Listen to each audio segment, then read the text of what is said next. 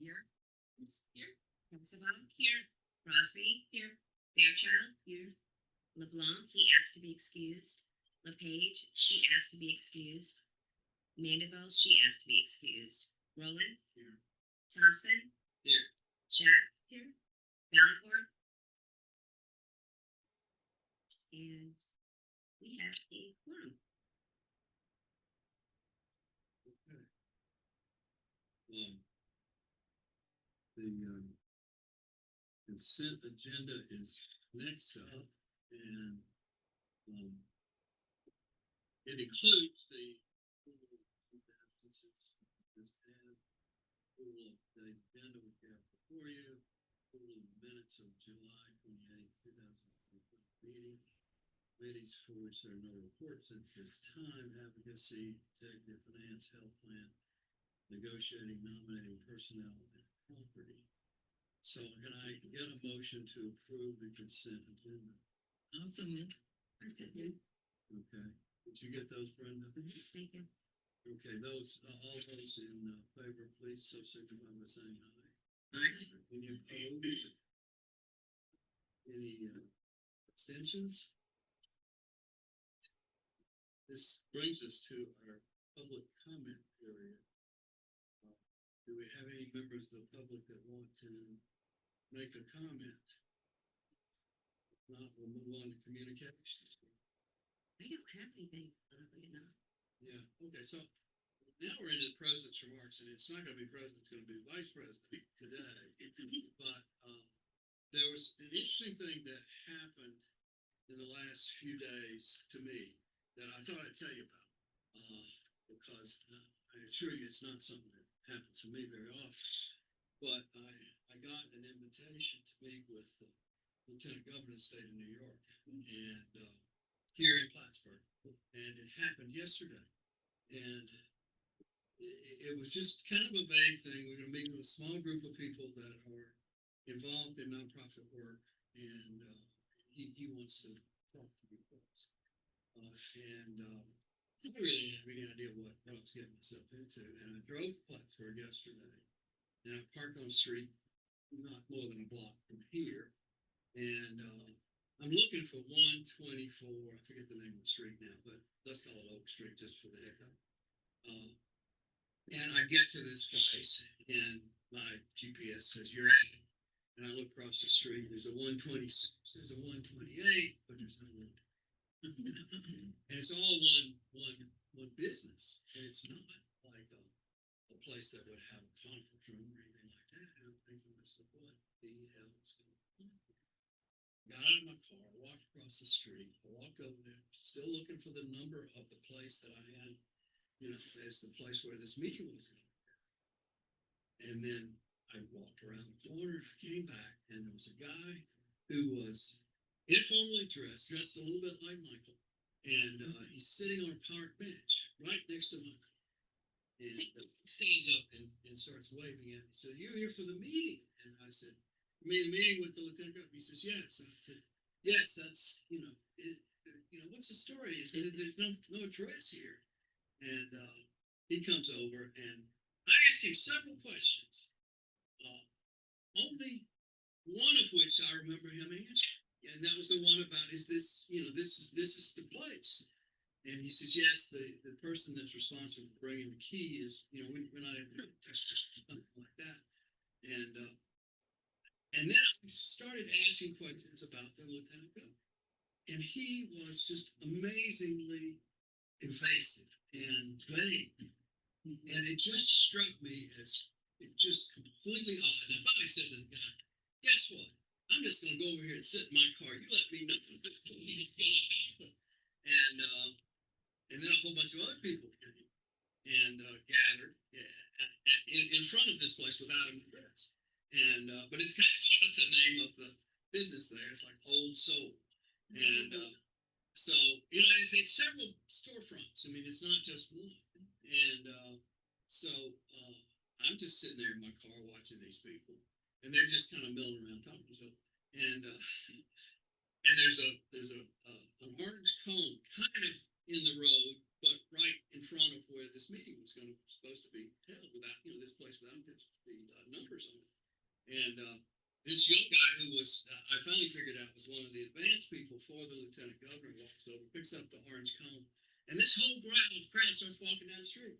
So I got in my car, just we were just strange people down, going a block from here, and we finally get to a like it's a place where I can park. I park, and everybody else goes in the storefront there. Okay, I'll go see what's going on.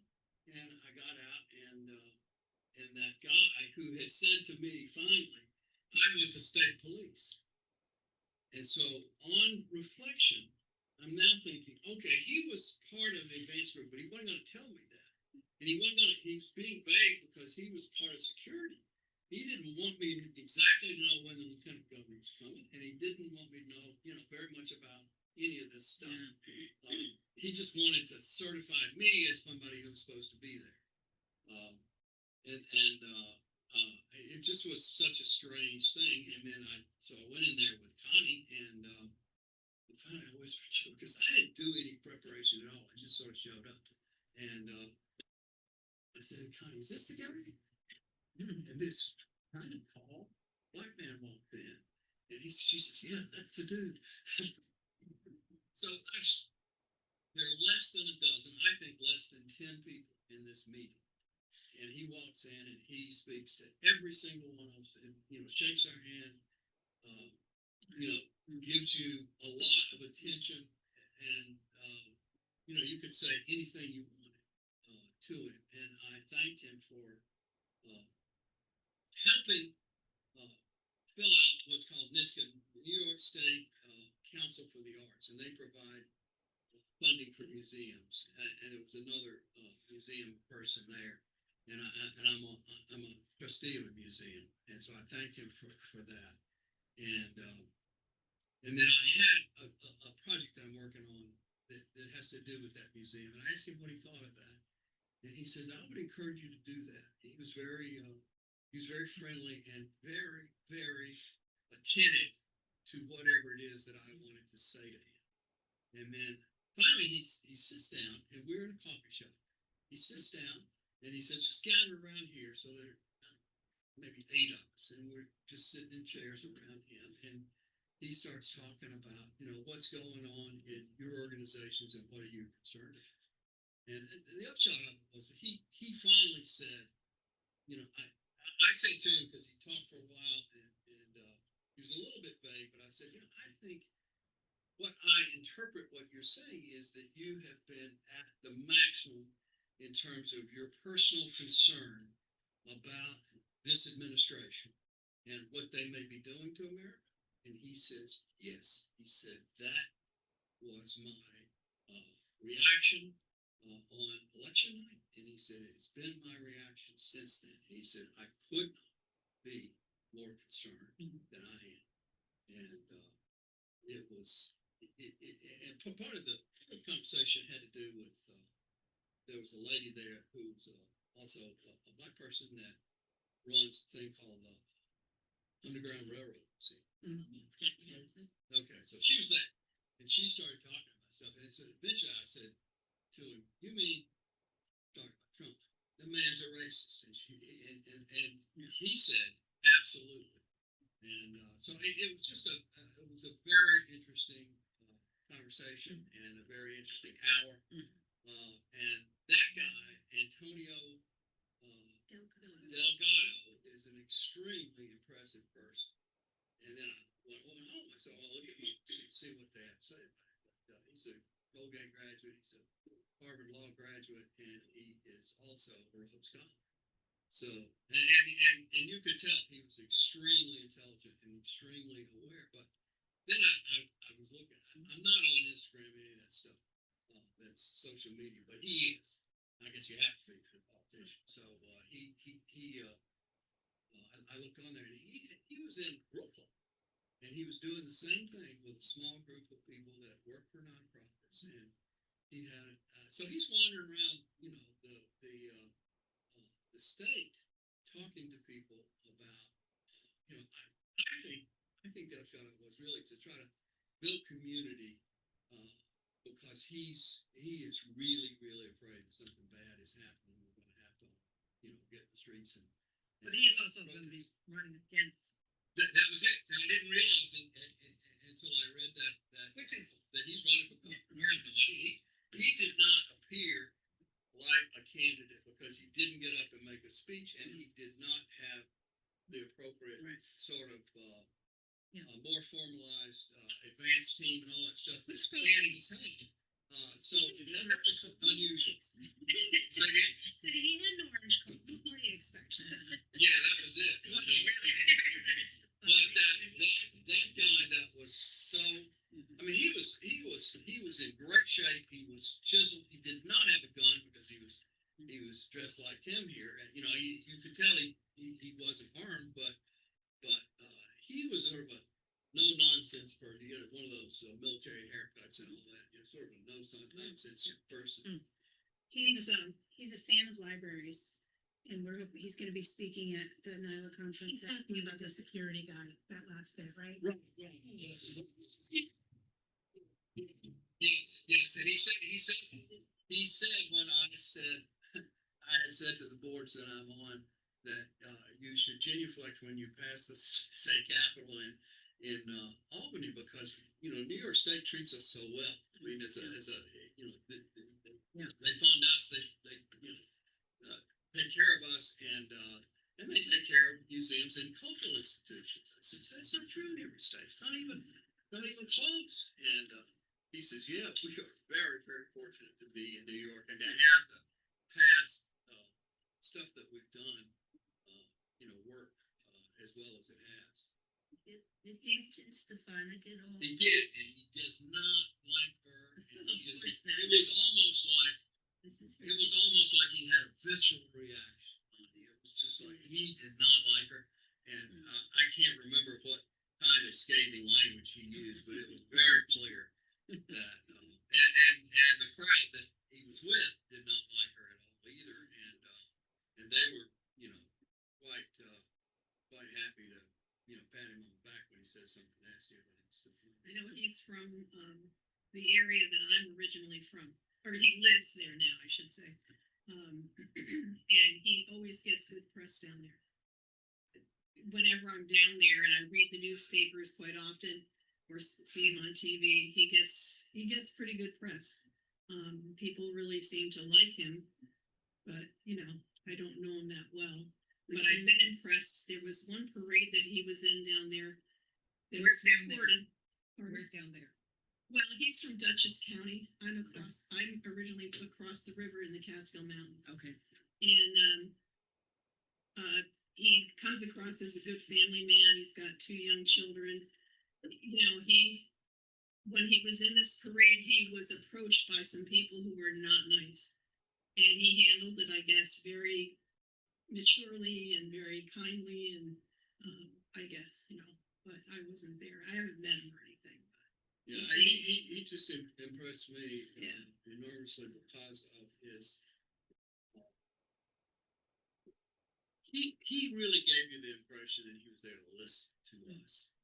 That he didn't have an agenda. He didn't have anything that he necessarily wanted us to lead with, and there was a lady there that runs some outfit that I never heard of before. It's something about liberal causes in the Adirondacks or something.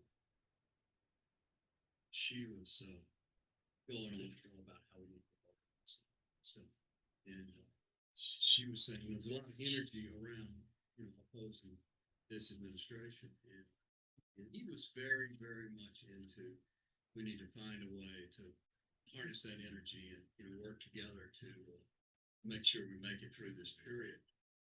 But the degree of concern that he had, given his background and given where he is, was pretty striking. Well, for what that's worth, I wish I had Connie here to tell you more and give her perspective, but she couldn't be. Well, thank you. Keep up with this. It gives us your perspective at times when we really need them. Yeah, I was just like I said surprised and after it was all over, they took all these pictures of me, so business, but I'm not into all that. I was glad that I was there, and I left with great respect. So you have before you a Plattsburgh Public Library report, and my understanding is Ben's not coming, and I see there's the chair over there, so there we are. I had a couple of comments on this, if you will bear with me. But I thought the advocacy that they had, which involved a documentary film, Free for All, the public library, and explains the history of public libraries, is an excellent thing to be doing.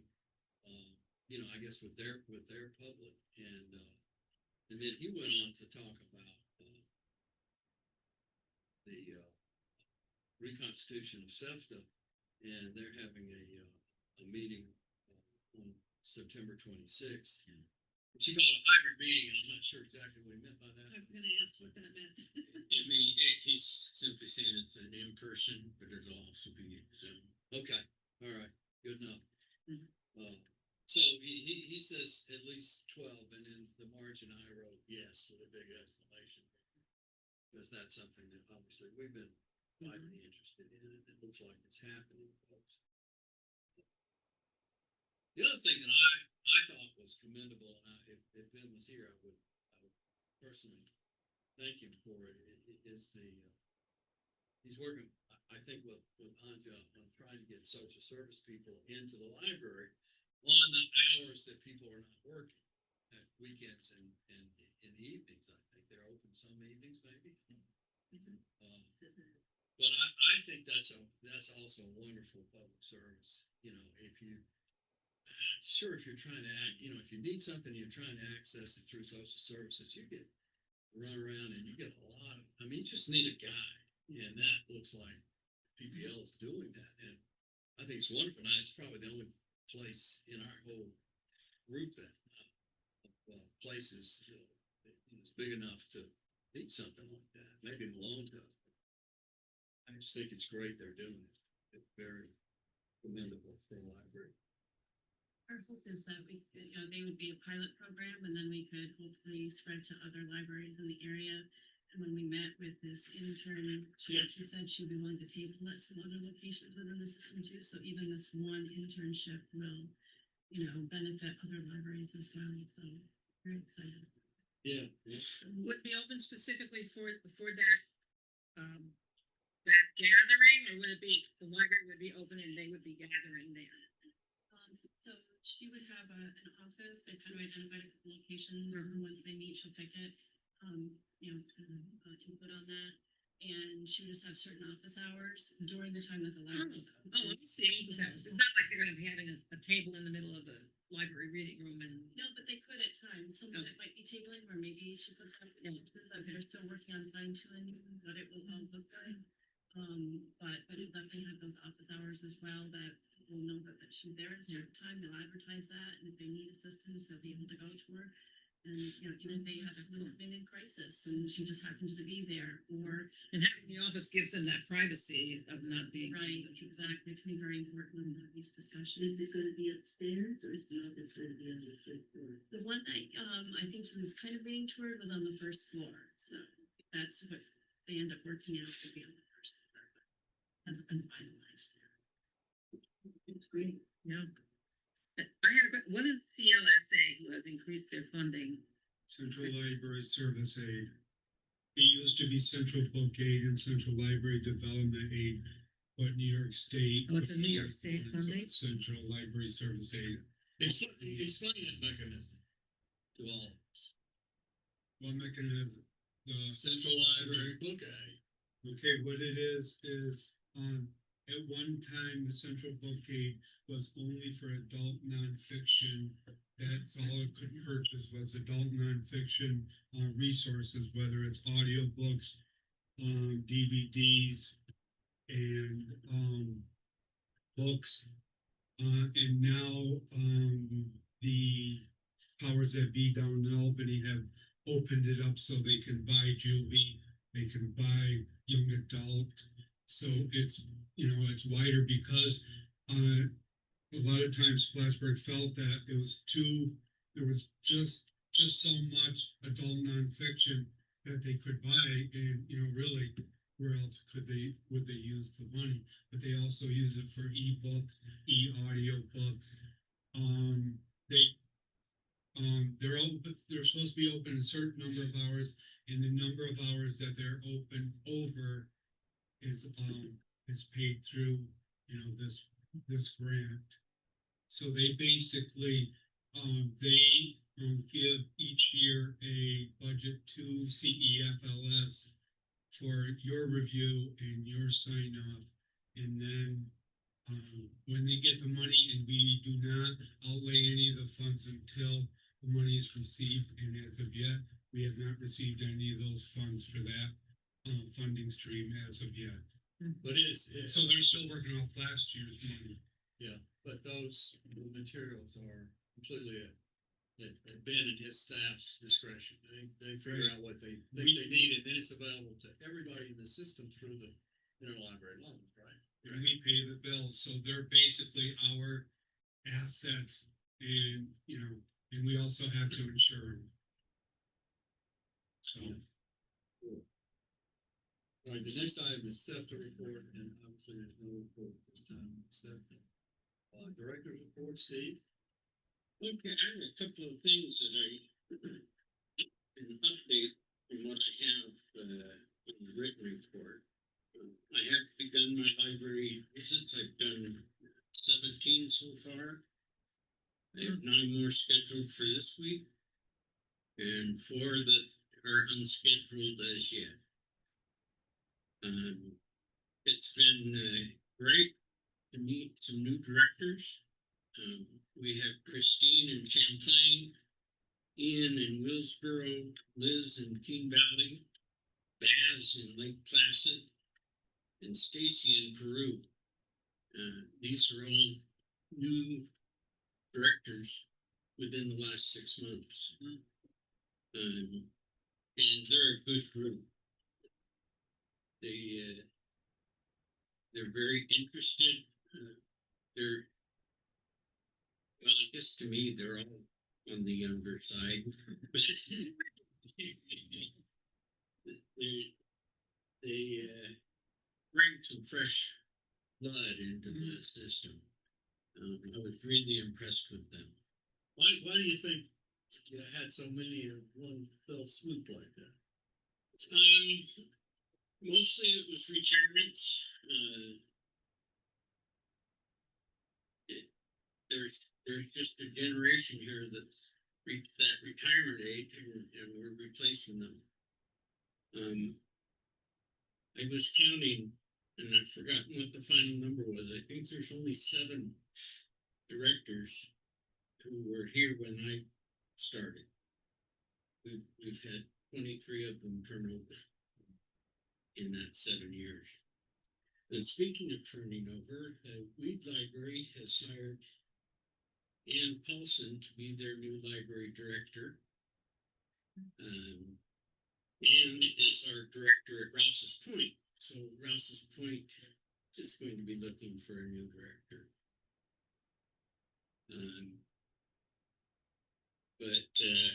I've talked to both Ann and Mary at Weed. They're excited. They think this will be a good fit.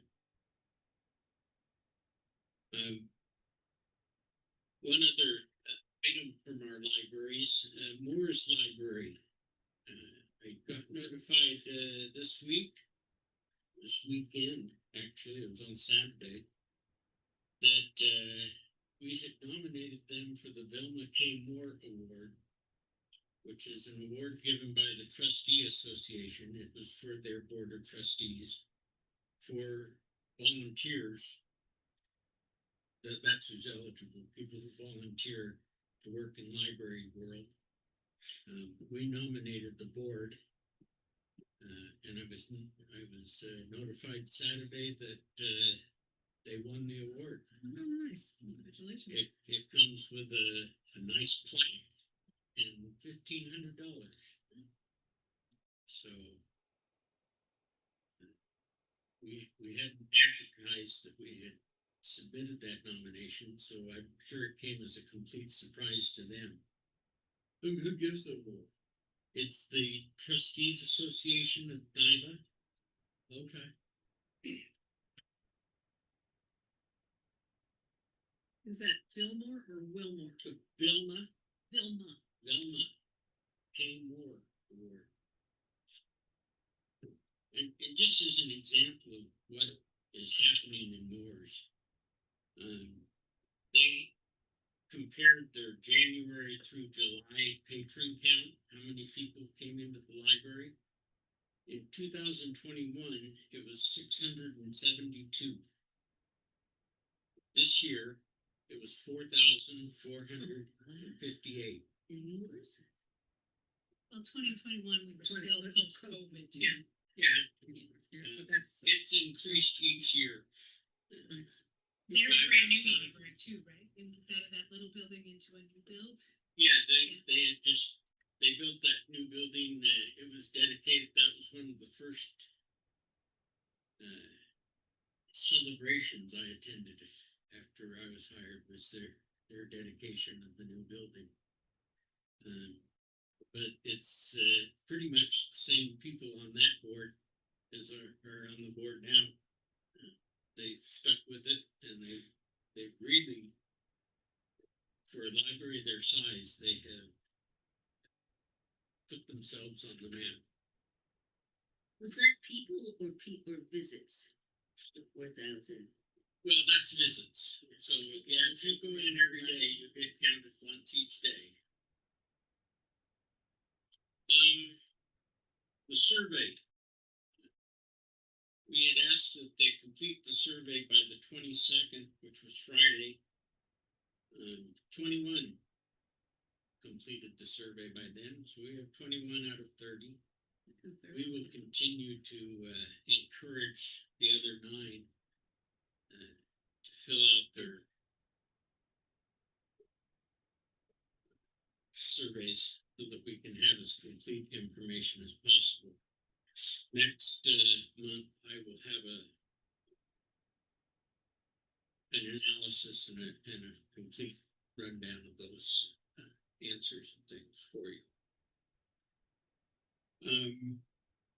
Oh, I forgot to introduce Deanna over here by Michael. She's been training as our accounting person, accounting clerk. And she's been here, what, 4 weeks now? This is her 4th week, and she hasn't run screaming from the building, despite Michael's best efforts. Michael, very kind and a very good teacher.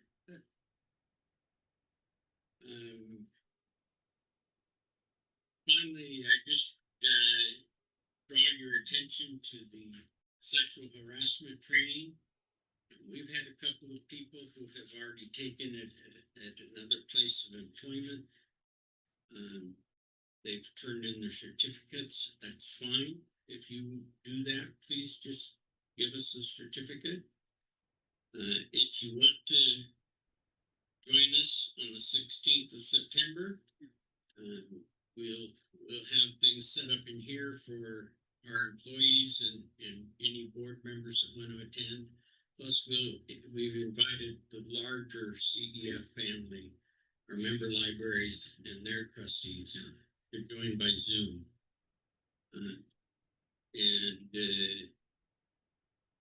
But what if you can't make it? Do you have Yeah, we do. But I put it on this one. I don't. No, I didn't. Yeah, there is the New York City training that's online. You can do it at your own pace, at your own time.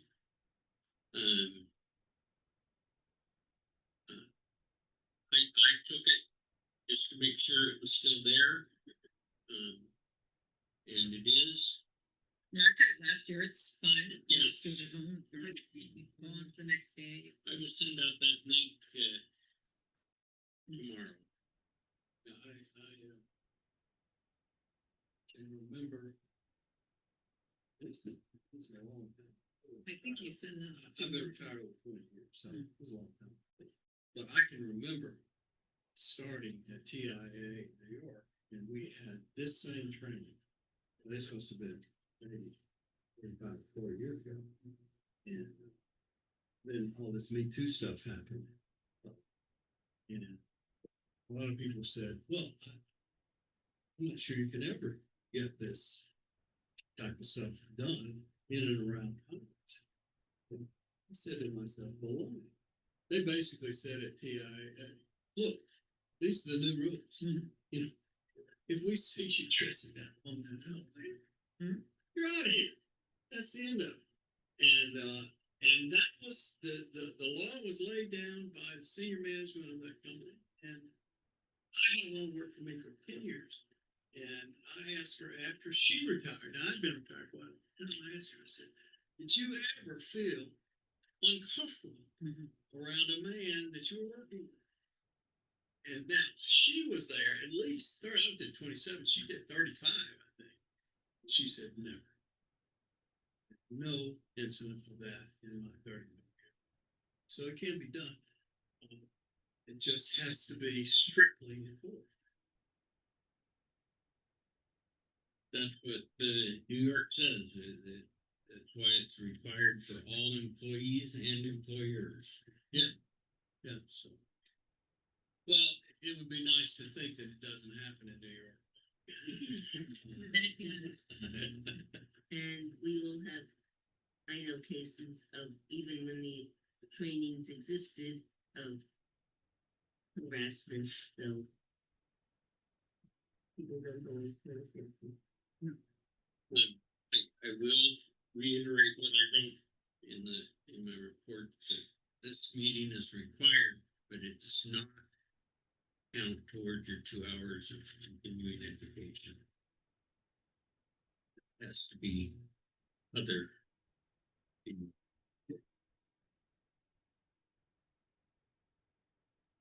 You skipped over the union contract, we're just waiting to hear, is that? Do you know why it's not ready yet? No. We've sent them the last part that we have. Do you have any insight on it? No, I just. I didn't realize that you still had. I did send it over to you and to, I saw you send it, I just didn't realize they hadn't responded. I just wanna make sure I did do it. Yeah, I do remember seeing you send that. Yeah, I think there's just a little bit of impatience, maybe a little bit of concern. It's been a while. We got an agreement, we just want to. Anything else, Steve? Any other questions? Okay, we'll move to Michael. We beat up Steve enough. We'll need to entertain a motion to approve the July financial report that's presented by Michael, which he hasn't done yet, but he will do. And I'll entertain that motion now. Lonnie, second somebody? I'll second. Okay. Yeah, I wanna pick up something that Steve didn't wanna touch. We have a 2018 Ram Pro Master van. It's upwards of 150,000 miles. Huh? Just 250,000 miles. And over the last year and a half, we've had to put in over, was it 16,000? 16,000 over the last couple of years in From repairs. the beginning of 2024 to now. We just had to put in half of a new braking system in it. Because it What was died on the way to. What's the age again? What's that? What's the age? When did you buy it? 2018. 7 years old. Yeah, okay. And a 250,000 miles. A lot of miles. We put on over 750 miles a week. Average, so we since it's gonna be a big purchase, we're looking at approximately, what, 60,000, give or take. And that's, probably another 1,000 for a wrap, but, that's why we're bringing it up to you, because, we need your guidance. Because this fan we bought at 30,000, but you can't get those fans that cheap anymore. So, Does it go for state contract price or whatever you call it? yeah, it used to be, they're Huddick now, but I forgot what they use, DeRocher. We got them a little under state contract pricing, which was, like I said, around 30,000. But, the prices are much higher, and we really need to push and get one. We just had to spend another $1,400 on the emergency brake system and calipers and stuff for the braking system. And we've had to replace the Cooling system. wheel bearings all around at least once or twice. So this is something that we really need. And the Acadia can work for 2 or 3 days. Our big days is Thursday and Friday, and the Acadia can't take all of that load. It's hauling books around.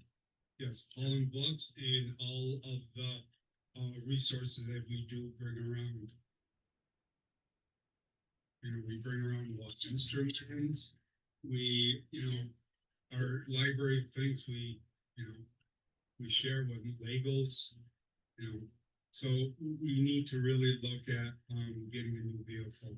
Should we be looking at, I'm not talking about this specific purchase, but, because we know how many miles we're gonna put on it weekly, and much like a school district with school buses, instead of, spending 16,000 since the first of 2024 on repairs, should we have a point at which we start our discussion, a mileage at which we just start our discussion about buying a new vehicle instead of putting so much money into repairs?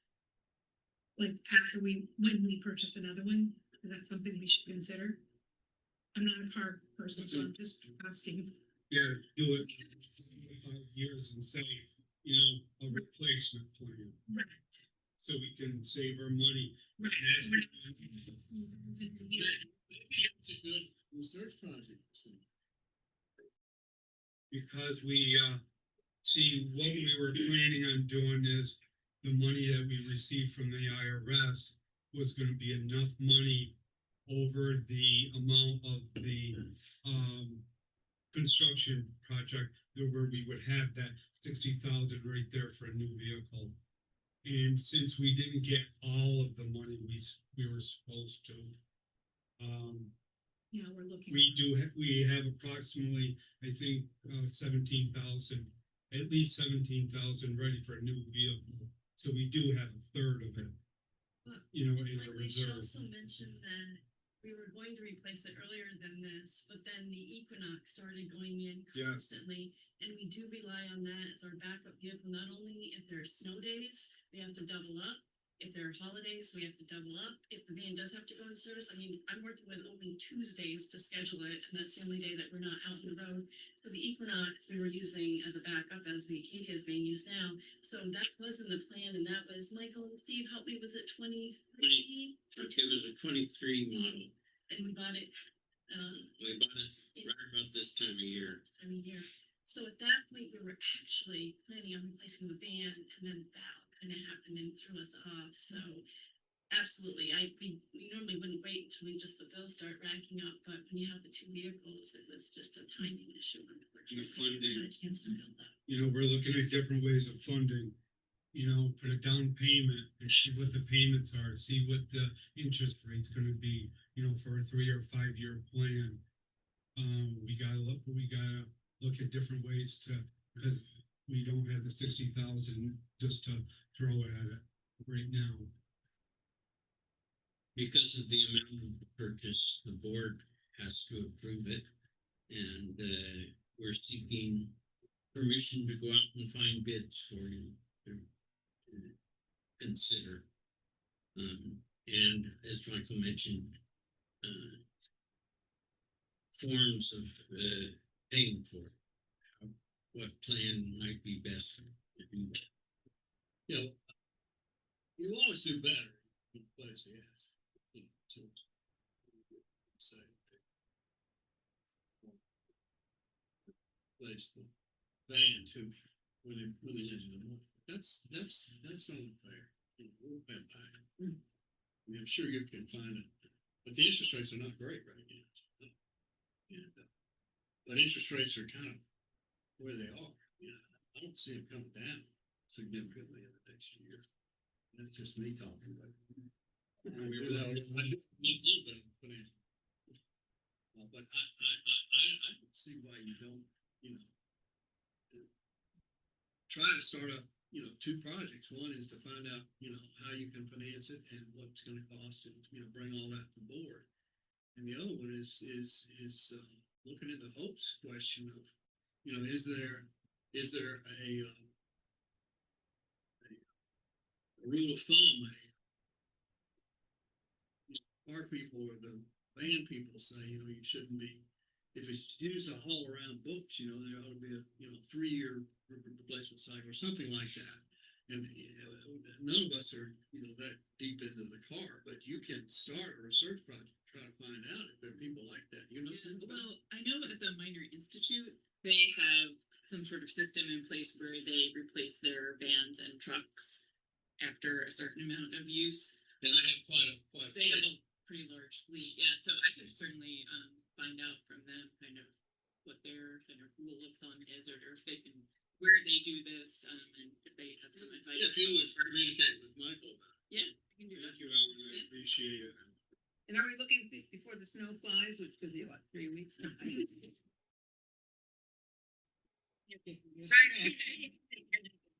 are we looking for the dead of winter or? We're looking at as soon as could be arranged. Yeah.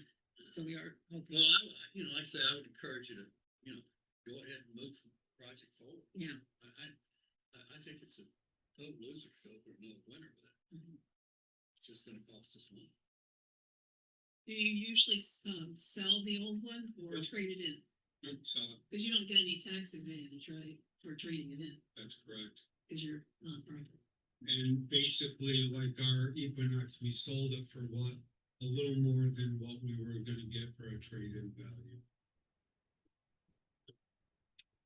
I do have good news. Huh? In August, we got about $1 million of our New York State funding. Our basic funding, our supplemental, the local library service aid, they got their money, which is 90%. They got about 50 some odd thousand, 30 libraries. We're just waiting on I don't know what they call it, but we're waiting on the state correction, coordinated outreach, county jail. I think those are the only 3. It's like, it's not discretionary funds, but it's just, you know, our basic, we get our basic, if we, you know, do the 4 things that they want. And then whenever they decide, we get the other 3. Central Library Service Aid is one of the other ones that we wait upon. So that's a good thing. You know, we got the $1 million, And you haven't used your line of credit at all. we're close again this year, right down to the finish line. In my report, this next month I will start doing the other reports. But there's really no big differences, in this report. You're optimistic about getting us all up to speed, up to snuff. Yeah, with the Anna's help, yeah. Yeah, us help, yeah. Because we need that stuff down. We really do. He's taken a lot of, a lot of the tasks, so we can have the separation of duties one, but also she's been helping me a lot. Any other questions of Michael about Michael, what's the operating lease ROU as, what's ROU? Okay, that is, it was done up by the auditor and, it has to do with the assets of our copier and our, postage machine. There is a, mandate, not a mandate, but a thing, GASP, generally accepted accounting practices, thank you. That they had to, do this, for the number of years we have it, so, there's another amount that is on the other side of that, and they both get depleted each year for, the number of years we have them. I think, So like that, presentation of release. yeah, that's basically it, yes. It's a typical, accounting. policy. And what's the Ellenberg Center? RC liability. Okay, at one time, we used to hold money for, Ellenberg Reading Center.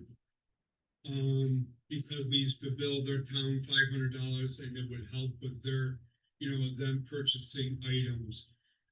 As of the end of 2024, town of Ellenberg says they're no longer, feel that that is a viable project. So we gave them back the money that they've given us over the years, that is theirs. The remaining amount is Betty Little money from 2015, 16, and 18, I believe. And what we're doing with those funds, we are purchasing audiobooks. Because, yeah, we're purchasing audiobooks, using them, because that helps all the libraries, as Betty Little had always wanted. The member items that she had always given us to go towards. So we're using that money to go for. Now, it's all like gone away because the stick thing I doing. See Yeah. Stick? Yeah, It's all like gone away with stick, not Betty Little. Betty Little's guitar. Right. No, but that's when we got the money, was when Betty Little was. No, but I mean, that now the stick's in office, that just a thing of the past. The thing about it is yesterday and not in the That's future. what we're using, we have to, because we depleted that line item. And we had one plan, and then I don't think I spoke enough to coordinate an outreach. And I should have done, I shouldn't have cut their budget so much, so that's why we're using those funds to, so, help that budget. Well, it's not giving us money. yeah, no, does anybody know Dan Stick? Does anybody say anything to them about the fact that we used to get this Betty Little money and now we're not getting it? Was that just personal from her, not from the? No, it's a- It's a library, member items. They had, what is it, like a discretionary fund? Oh, okay. Like, Mr. What they used to. Jones did with Shed Gate Library. He gave him a very nice member item a year or two ago. Is that Yeah. the same kind of thing that's happening with Jay-Z Public Library liability?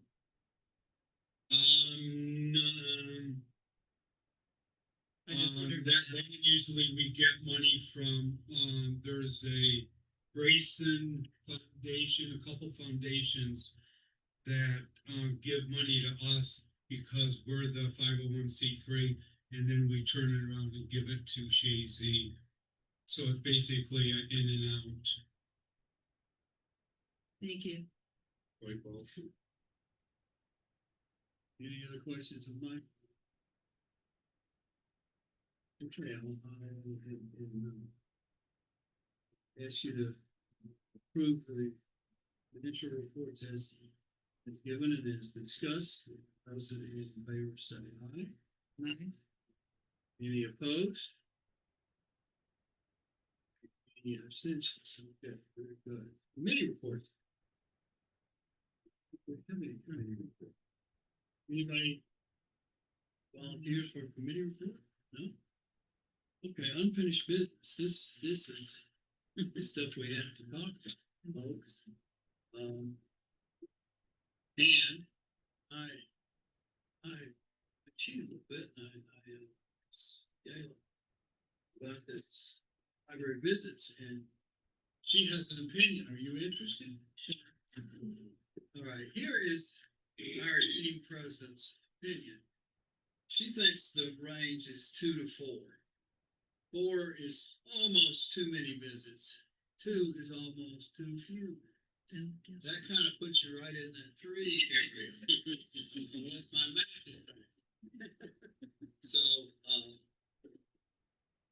that's her opinion, and I concur. Yeah. For what it's worth. Yeah. I envision it, you know, Steve picks out 3 likely suckers and then says, okay, here we are.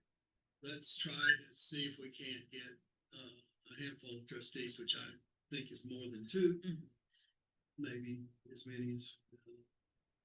They're 5 in every county, and if you try to go to everyone that's in your county, and you do it, you know, once a summer, it's not too bad. Yeah, unless you have to go to size, that's an all day affair. We talked about, kind of putting it in their hands a little bit if there was something they wanted us to. Right. Be a part of. But that's, you know, safe scheduling, yeah, it's gotta be an email thing, because it's probably gonna come at us pretty quick, and you're gonna have to decide pretty quick. And, you know, we'll have to reassess it, I think, after. We have October, which is a nice time for a pretty ride. It is.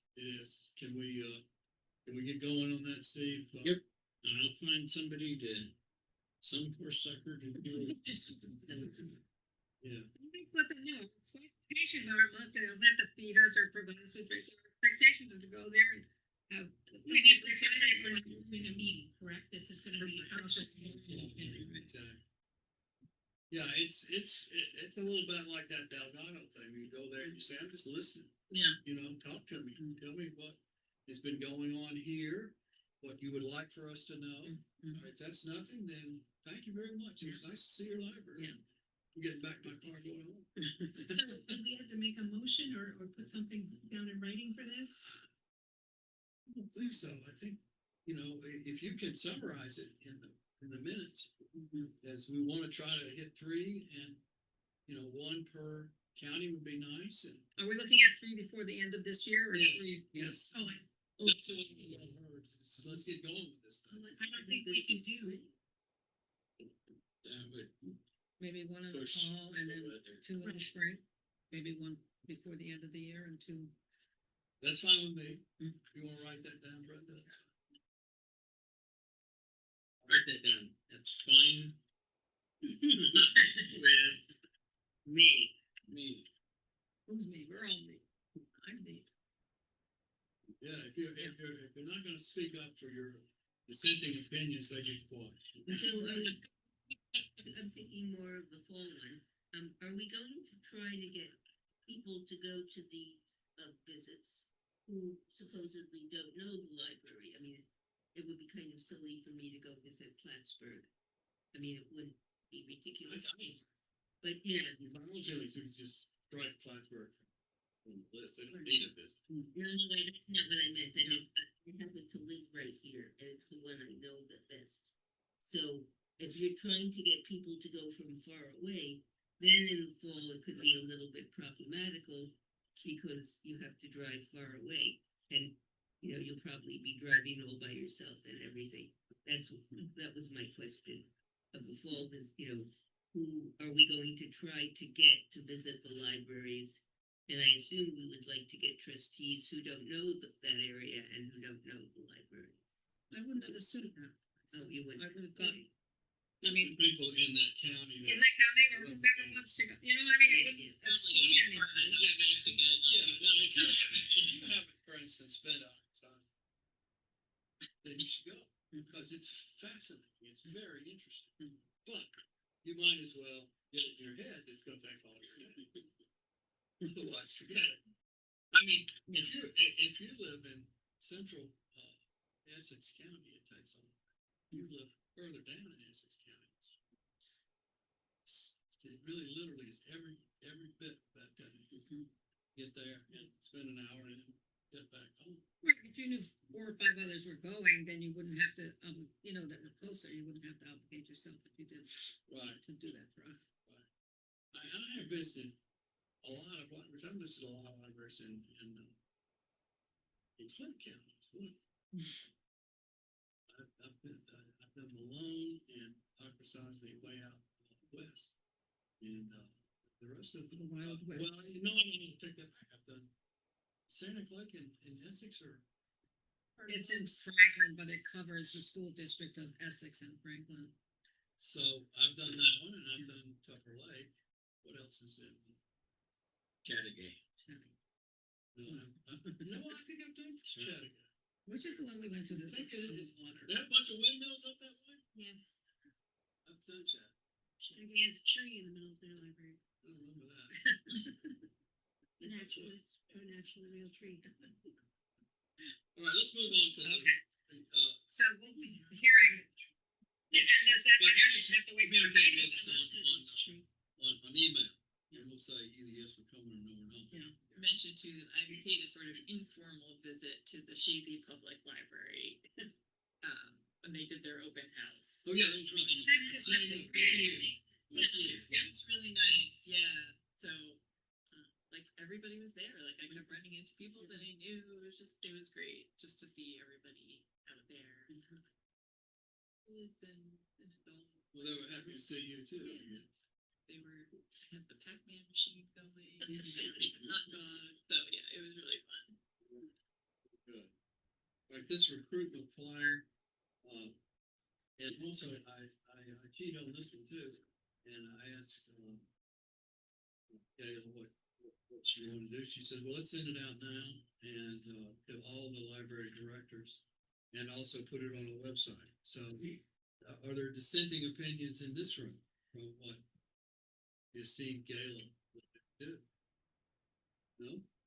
So send it to the libraries, and then the libraries will make their decision as what is the best place for their area to post those, right? Is that That's correct? I mean, the library directors Right. decide what to do with it. I didn't, Go ahead. I didn't think we were putting this out to the public. I thought we were putting it out to the libraries to recruit the people at the library's help, not the public. I didn't think these were to be posted in the public, was my understanding. No, I thought they were to be posted in a place where people who used the libraries, who came frequently, we're not inviting these people to be trustees yet, could express interest in the library. So they're not going to be posted in grocery stores or anything.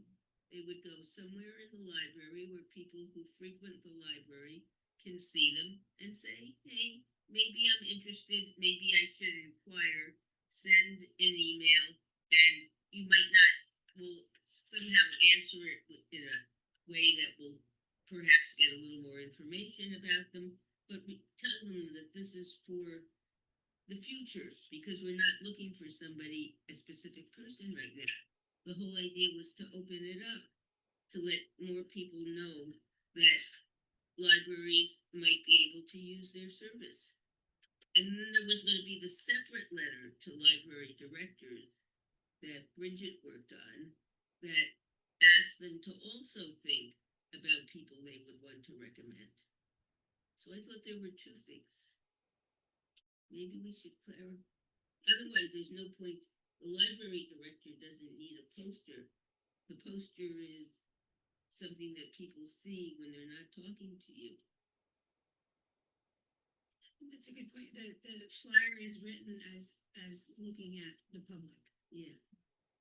Although I thought I remembered the way Hope did as well, that we were asking, which is probably where that letter that I drafted came from, that we were going to consult with the directors and say, who do you have in mind, or who would you suggest, or do you have anybody who might be interested? Well, So isn't it, you know, just one step into the next, the library director, you know, can use their discretion and hand that copy of that poster you know, somebody that she thinks might be interested, I'll let her back and let's get in touch with Brenda. Or, if you put it on the website, then you kind of opened up the public. And we could get, you know, presumably non-library director vetted candidates.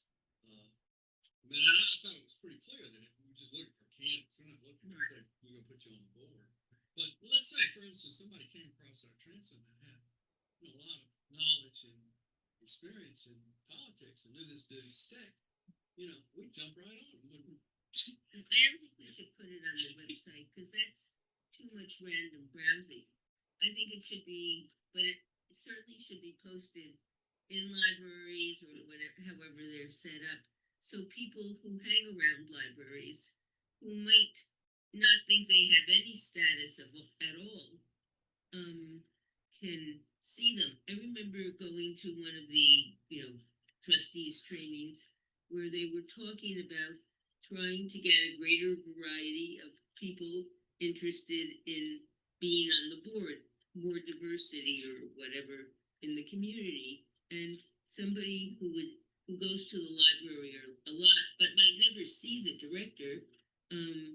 You know, I never see Ben when I go to the Plattsburgh Public Library. I saw him in previous years for other reasons when he was children's room director and he was helping at other organizations and all of that.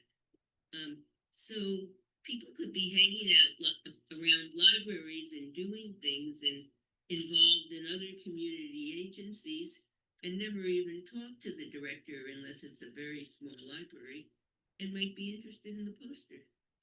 I agree with, Go ahead. I agree with what you're saying, Lonnie, 100%, but I'm just looking at it from the opposite perspective, obviously. I'm very familiar with the Weed Library. I'm actually very involved with our Elks Lodge across the street. And I know for a fact every night at 11 o'clock, there's a guy that sits on the top step and has his phone plugged into the outside outlet library and is using the Wi-Fi. And there's several other people littered around the lawn, and there's some sleeping behind the library.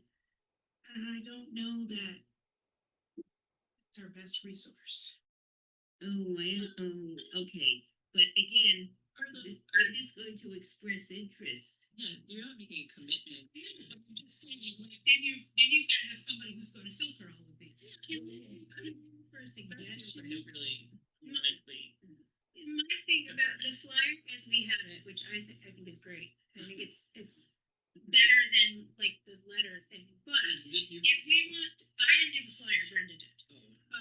But if we want it to be posted, again, I agree. I wouldn't put it on the website or make it necessarily put it in the grocery stores, like I said. But instead of having contact Brenda, if we're gonna have this where the public can see it, can we say, if you'd be interested, contact your library director or contact the library staff, and then maybe when we send these flyers to them with the cats, just include a note that this is to find people who are interested. So if you have people who are interested that you think would be appropriate choices, pass those along to us. That way it cuts out, they're not, to me, this sounds very inviting, and like, I'd be like, yeah, I'm gonna do it. And I would expect that they would say, it's gonna take a little while, we'll have to see. I'd be like, what do you mean? Yeah, Saying we want you, and then you're gonna say, oops, we don't want you. Very mixed. And that's how I read it. It's, Yeah. okay. That's why I wanted to put in the extra thing of serving on a committee, but I think the flyer is fine. I have another. I just meant change the contact information at the bottom, just say, contact your local library.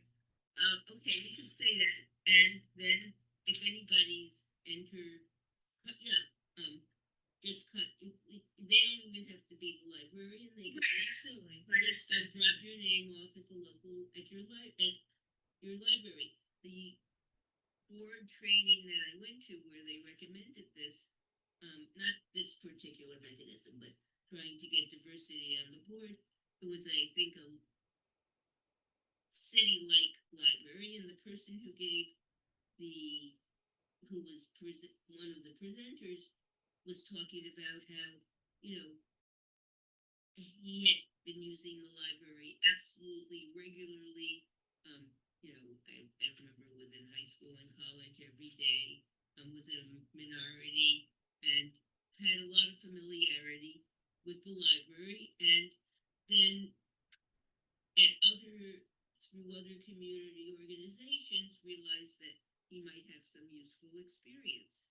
And I was assuming that anybody who replied, if they reply to Brenda or anybody, I don't know that it's gonna make a big difference, Bridget, and I think it will work well either way. We'll get a nice email, thank you prepared by Gayla or anybody, saying this is what we are trying, this is who we are, very short. And if you think you are still interested, please answer a few questions for us. We will keep this information on file and contact you if interesting opportunities emerge, or something with better language. And then the question would be to describe how you use the library and a couple of things to see if they really know anything about what a library is. And you would weed out a lot of people right away. You cheat me out, cause I would think that, oh, they didn't accept me, like, they don't want me, never mind. That's what I would think, but. But no, they would, because you have worked in a library. Right, me personally, I feel Yeah. like I would be. But then remember that if you would get so the questionnaire, the response would have to be better worded, and you're good at this part. Yeah. I was just assuming that there would be a response, and then we would write it very carefully to encourage whomever we wanted. I think that makes a lot of sense to have. And I still think there needs to be a central person, like Brenda, who will communicate with Gayla or the board, or whatever. So I don't have a problem with the way this is at all. Yeah, but I'm just And I like, think the letter is a good thing to send to each member library director. So that they're a little more aware of what we're trying to do here. So should I make a motion? I move that we send this poster to every member library director, and we send the recruitment letter to every member library director. And the poster would be posted in the library. I don't think it's a bad thing to have it posted in the library. I don't think it's a bad thing to have it on the website, but I can kind of understand why people might not want to do that. can I second that with the comment that we're moving in exactly the right direction? There's no finality with this effort, and it can always be improved. Or in the future. So I think we should go ahead and start. I agree with that. We can talk this thing to death, but we can also get started and make some mistakes and, try to correct the mistakes. The really good nonprofit boards have, sort of a waiting list. Look, you're not immediately going to graduate up to being a trustee. You're going to come to one of our meetings, or you're going to, get some exposure to us, and then we're going to get some exposure to you, and then we're going to decide whether we're going to invite you or not.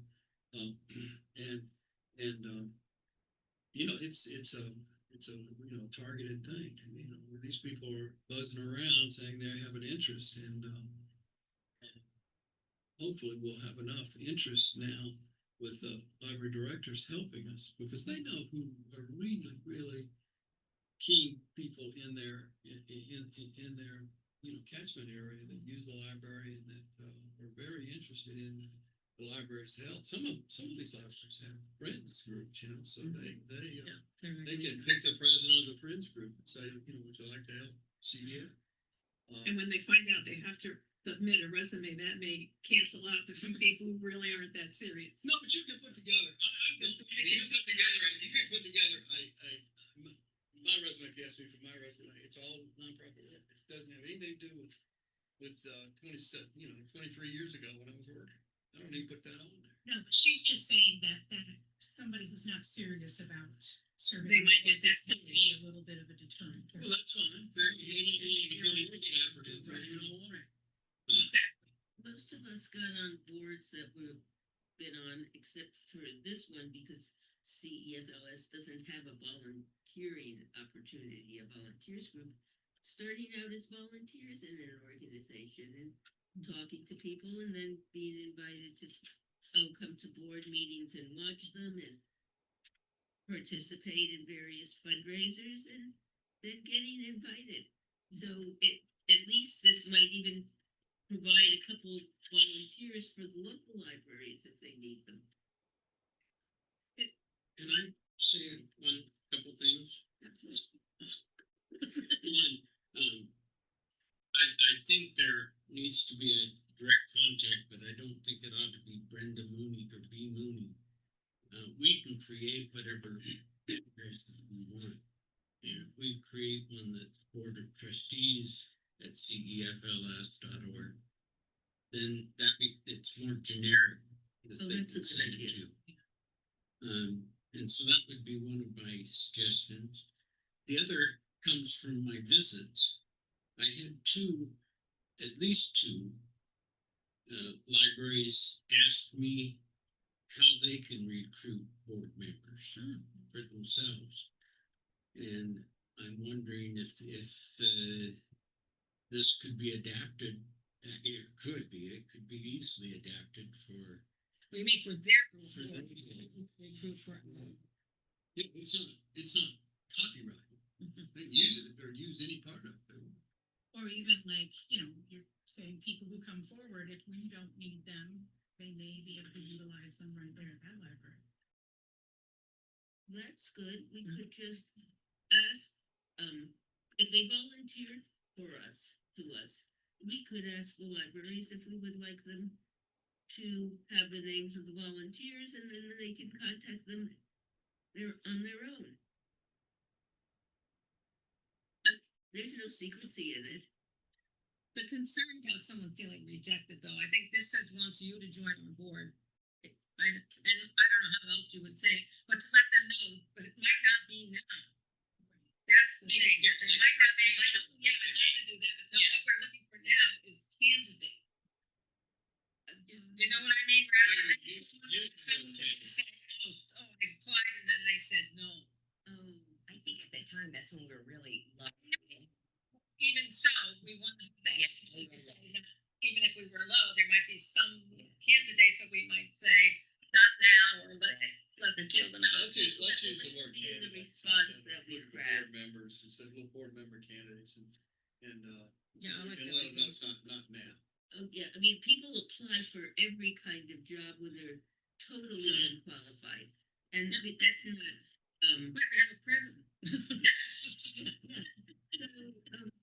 if we get too much email to be handled, then we could take us, put something else on it, but I think that's highly unlikely. And we probably could filter it automatically to Yeah, keep those people out. yeah, I'm firmly in belief that the journey begins when we step off the curb. We gotta get going on it. Right. And I still think there has to be somebody that's there that can answer questions. If a potential trustee needs to talk to somebody. So Well, that's, who's the head of the, whether it's Brenda or Steve or. To be a board member. Cause it's whoever checks that email address would come and be yeah, the. it's gonna be the nominating chair.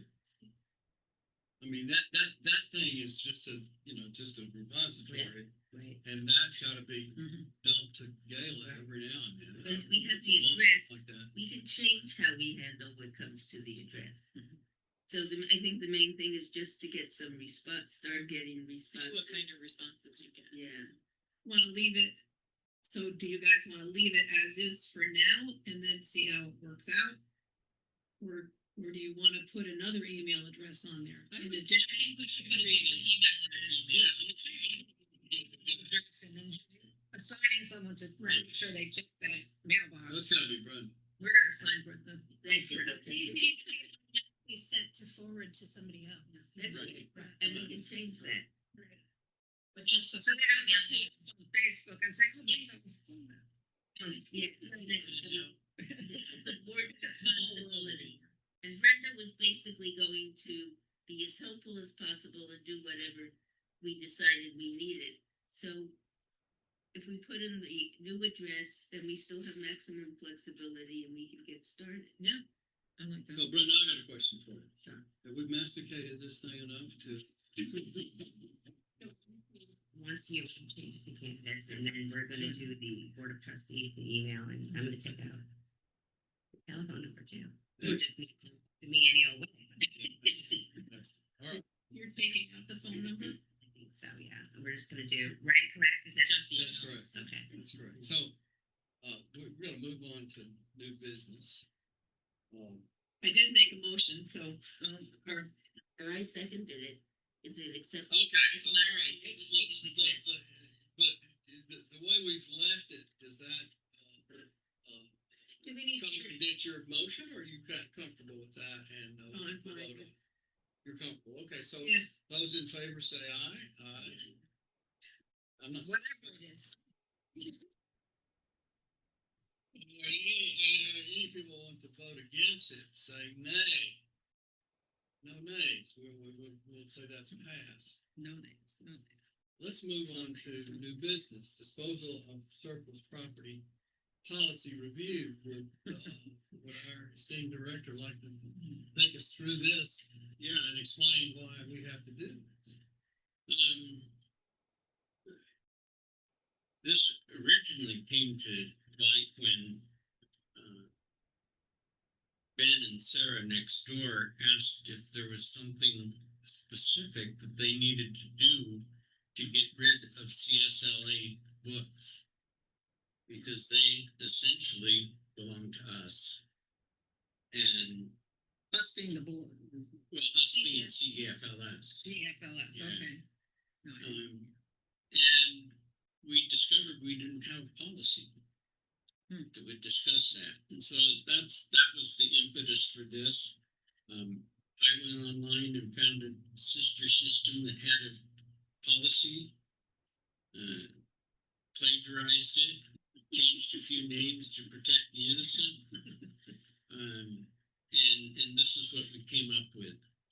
And essentially, it's what processes do we use to get rid of things that we're no longer keeping, whether that's books or a snow blower or any type of equipment or material that we have.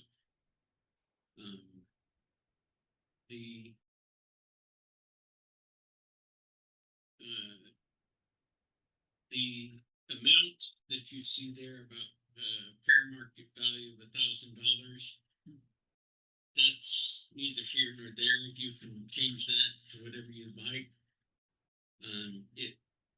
It does. The board doesn't want to be involved with us selling dead books, okay, and the small stuff. So we kind of use this $1,000 as a threshold to say, if it's over this, the board will become involved. If it's under, then it's up to the discretion of the director. Have things actually been sold in the past, Steve? We've sold some things and we've People have given bought away things. And it's just nice to have a policy. Yeah, right. Yeah, the only question that I have, this thing says, offer to the member libraries. And then I sort of added the phrase, prioritize at the director's discretion, because, you don't want to feel like you've got to offer to everybody, and you've got to have some sense of, it's got to, I can't keep giving this stuff to weed, I've got to give some to BPL or somebody else. But that's really at your discretion. Yeah, we find that as we offer things out there, that it really is a variety of libraries that pick up the surplus equipment. The libraries do this between themselves too, where they'll have 2 copies of a book that they don't need. And they'll just offer it up and it gets moved around. So, yeah, maybe that's, needs to be done, is to move that, discretion of the director, ahead of that. Well, just, yeah, related to offer to member libraries. Mhm. Because you have, I think you have to, in your own mind, at least have a way to do that that seems fair to you. I can tell you, like, if, within docs, what they do is like when a facility shuts down or whatever, leftover equipment, stuff that may be in demand. They take pictures of it, they write an email, it goes out to Now, the every, docs is, Department of Corrections and Community Supervision. okay, When they, so Jen, when they send it out, so they send out the email, and the first come, first served basis. If you want something that's offered, you're the first person to reply and claim it, it's theirs. Yeah. I mean, that way it's, so yeah, everybody's getting access to it at the same time. The state has additional policies for state agencies on disposal and all of that, but what the college used to do, and most of these were not huge items, but some could be, good furniture and stuff, is they would do the same thing. They put out an email to, in order of priority, basically first departments of the institution, then branching out, and then it was first come, first serve. I assume that there was not a full-time person in one place, okay, let's watch for this 24 hours a day, so they were always first. And it worked out fine and it was easy. No backsies, though. You take it, you keep it. No, No backsies. And then they could do the same thing. So you didn't take something that you didn't wanna have to dispose of if it was gonna be 11. I think the policy is good. Yeah. I assumed that when you talked about responsible recycling, that could also mean giving away to anybody who was not evil, at the director's discretion. And I was gonna say that, first name I can't remember from Vermontville would have said, Was that Nancy Minnick? Nancy Minnick? yes. Yeah. Yeah, thank you. Well, she was the kid's. She's a sweetie. And, you have to have a motion. And then the discussion. What we've done just now is have a discussion, we never had a motion. At least a minute would be all over me. saying that we, accept the policy as being prepared. As prepared. I'll second the motion, and then we can pretend we're discussing it. There was a nice article about Lisa Minnick in the Malone Telegram recently, and I had it in the car, Brenda, and I forgot to bring it in. What a sweet Well, she is. we could have used it here because she's an ex-trustee. I mean, as a communication, right? But it was about placing, the Weed Library is going to have a wall that's going to have artwork on it, kind of like when we visited Peru, that, I think it was Peru, that library was gorgeous with all the artwork in it. And, she's going to be one of the featured artists. She is quite a good artist. And so, and it did mention her father as being, the former director of the Weed Library, so I will try to remember to bring it in, Brenda. Or when I go out to my car and we're near each other, I'll give it to Yeah, you. he was disabled and she would wheel him in here. And he would sit and listen to our proceedings here with great interest and never say a word. And I thought, what a wonderful afterlife or whatever. I never saw him say a thing. You remember the guy? I've had many good conversations with him. Very, very smart, very eloquent in speaking. I loved listening to him and his stories. All right, so let's have a vote. Are you ready? Well, you have to ask for discussion, and we have to say we've already done that. I'm kind of not sure that we should, as trustees, accept materials at no cost. But I'm a little, feeling a little funny about that, but I guess if nobody else has a problem with it, What do you say, which number are you looking at? What? Number 6. Number 6. You know, it's, if everybody's okay with it, I mean, I've been here almost 10 years, not quite, but, and we've never Gotten to gotten, that point, you know, we've never gotten any of material. course, you don't wanna have a policy that enriches you. This policy says it's better to rehome something Yeah, than I to. mean, it says, it is such in nicely, landfill. and I like the, recognition of unusual historic or artistic value to whatever item. I like that in there too. Not to have. So, but if nobody has a problem, I'm a little uncomfortable accepting things, but, you know. Why don't you make the motion and strike the sentence? Pardon? That solves it for you, right? Strike that sentence, make the motion, but strike that sentence, see? But what that, Strike. okay, strike, people want it in there, I'm fine with it. I think that I would be a little uncomfortable taking freebies from the library, but, you know, I'm not, No, I'm with you. What about staff members? What about staff members? Leave it there and just. Trustees? Trustees in their immediate. Okay, just, but the members in. No, the one before it, I'm not saying strike that one, I'm saying strike this one. The It staff. says trustees, Okay, perfect. Okay, I thought you were striking that whole number 6. because I'm a little bit uncomfortable with that too. Strike, having. but if I everybody don't know what else it is is. comfortable with it, that's fine with Well, me. you don't have to accept it anyway. Right, and so you just said I don't have to accept And something. then, you know, I mean, I pick up books all the time for free bin outside the Plattsburgh Public Library. Cause I feel that they're out there for somebody to take. I don't do it all, most of them I don't want, Well, but I I mean, if I do. And so I think they're talking about things that have been rejected by everybody else first. That you don't give them to staff, that's not first choice, it's last choice. If you're gonna throw it away and nobody wants it, then you can take it home. I assume that was what it meant, that it was last choice. The dumpster dive for. Yeah. It's fine with me.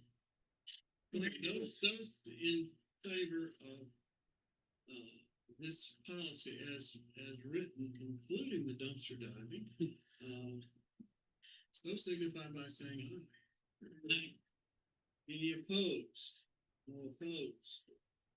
Brenda, that is a passed motion. Let's see what else we have here. Executive sessions, anybody wanna? No, we have something. Another item there. Where's? You don't have it on that one?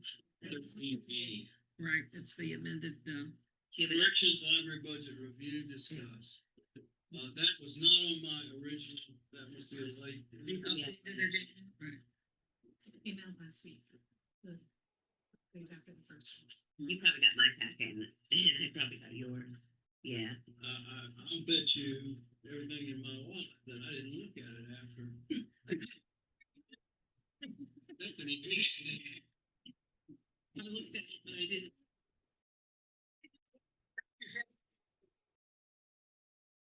yeah, okay, so who's gonna take us through this? Okay, Department of Corrections, the Library Budget Review Discuss. So, from my understanding, and I've been following this for like a year now,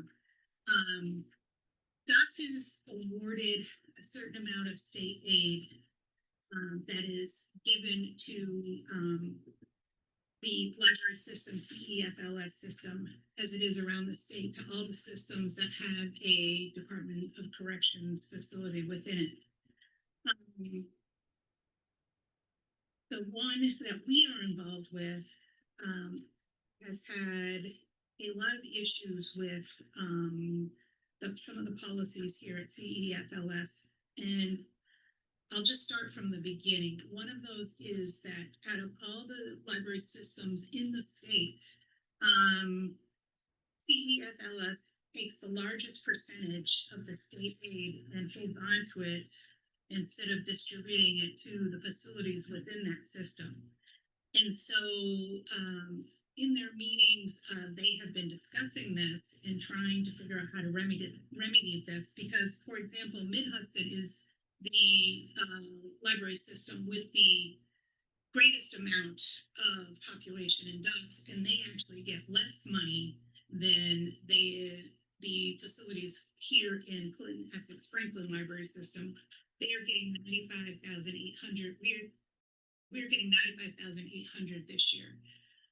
CEFLS is holding 68% of that this year. For a total of $64,260.17.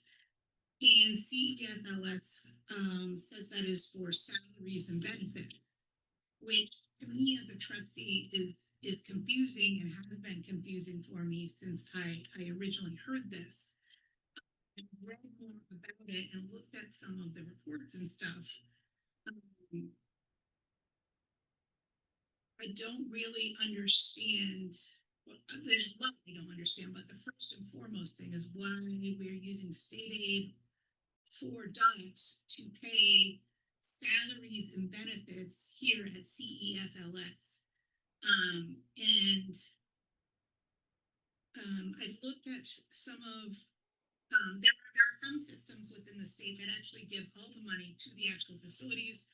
A lot of them keep a lot less than that, and then give the rest to the facilities. And the facilities use it to order materials and things that they need.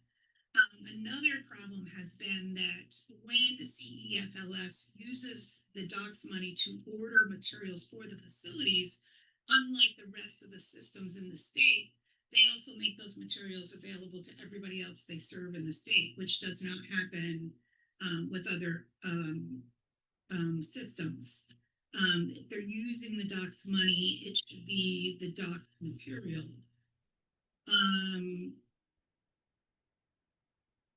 When look at our annual budget for CEFLS, nowhere does it say that it doesn't have this docs money listed as a revenue. It just seems to have one number coming from New York State. It's not broken down, and I guess that's why probably most of us were unaware of this. I'm assuming most people were unaware of this. But I think that we need to take a look at this, because I know for a fact that all of the facilities within the CEFLS region, whatever system, are discontent and unhappy. So they did recently ask for some money back to use to purchase items. But you have to understand, docs librarians are extremely limited as to what they can do and what they have access to. So they only can order from an organization called Baker and Taylor. They can't place an order to Amazon, because in order to do that, they have to have the funds available or an account with them, in which they don't have. So I know that CEFLS supplies somewhat of an accounting for how they use this money and why they're using it for salaries and benefits, but it literally is broken down into applying and removing new items, stickers, overdue notices, and I've noticed like there's a lot of that, like in our annual, literally like looked up a book, answered an email. I don't really understand that as a process in general, I guess. But I just wonder if, like another thing, 25 that CEFLS says it costs them $25 to process an ILL, an interlibrary loan. And I know when I was a library clerk university, you know, I don't know how you come about $25 to process each interlibrary loan. That figure does not seem justified at all to me personally. But you're talking about staff time and also transportation. I get that. I get that. But when you have multiple items going to the same place, I don't know how you can come up with $25 per item. So I just wanted to have a conversation about this because I know that there are a lot of conversations going on outside of CEFLS, and I think that we need to be just enlightened, I guess, to more of where some of this comes from and why the numbers are what they are. Go ahead. Yeah, so I feel thank you very much, Hope. I feel totally ignorant about this whole issue. And, you know, on the surface, it really looks bad. I think that we should figure out how there should be some uniformity throughout the state about policies of people making, you know, getting reimbursed for, I don't know if there are any policies in the state or in the systems, but it would seem that by being so ununiform with how other people are doing this, we're looking bad. And I don't know enough to know how to make a recommendation that this would be handled, but clearly this has to go on our agenda for handling in some way or another, in my opinion. After some more information. Yeah.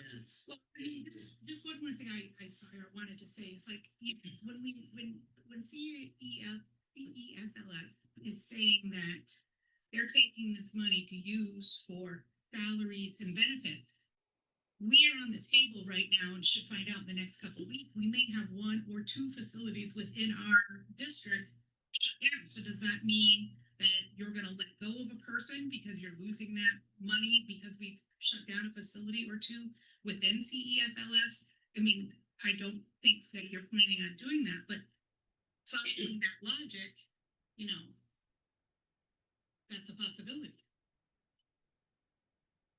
So I would say that I'm the obvious person to add a little information here.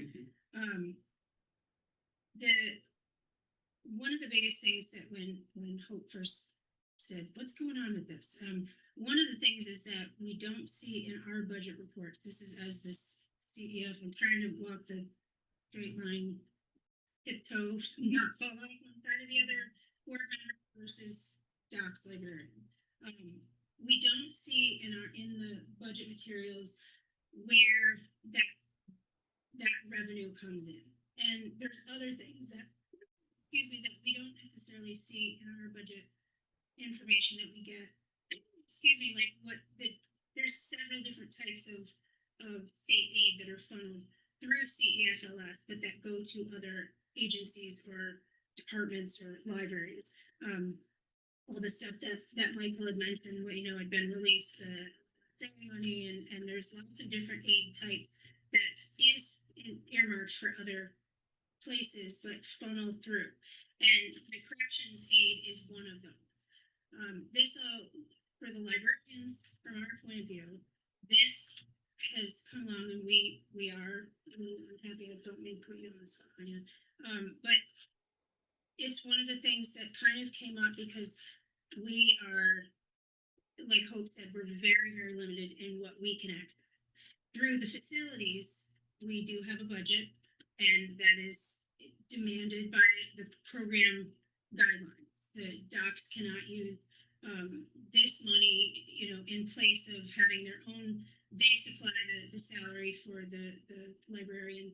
They supply equipment. They supply our circulation system, all that stuff. So this is not supposed to. We're not supposed to use that to make up for that. Docs is required to maintain that. But through docs, we are very limited in, first of all, accessing what we can look. We can't go to Amazon, but even as a tool, even if we weren't like just ordering stuff, Amazon is a great librarian tool because you can, what are the other books in that series? I can't, and then it's hard. We don't have a lot of internet access, so and Amazon is one of those things. Sorry.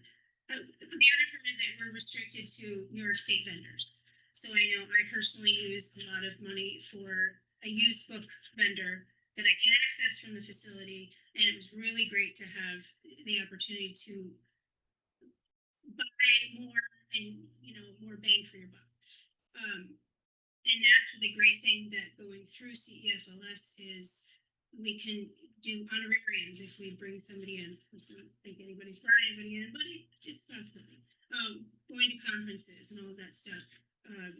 Alternative things, like I'm gonna do a money program coming up, and I can order flyers with all this information that they're English and they come in Spanish, and I can order them for like $20, you know, but I can't necessarily buy them through the facility because it's not an accessible thing. So we have figured out as our hub librarians that this system gets the most money. We're the second largest population of incarcerated individuals in the state. Mid Hudson is the first. They have 5,000 approximately. This is as of usually July of the previous year. Ours is 4,000 something. We get more money than the other ones do. But we also have the largest amount that the system keeps for salaries and benefits. The next Mid Hudson keeps about 30%. There are systems, we're told that systems could not give any of it to the facilities that are in their system if that's how it's negotiated. Typically, those systems then say, okay, well, we'll put in this kind of order, we'll do whatever you need to do, and just send us what you're asking for. And if it's one facility or something like that, usually it's the smaller ones that would do that. It's they use the money that they have to support these things. We did ask to rearrange some of our money, and well, we knew that would be a significant impact.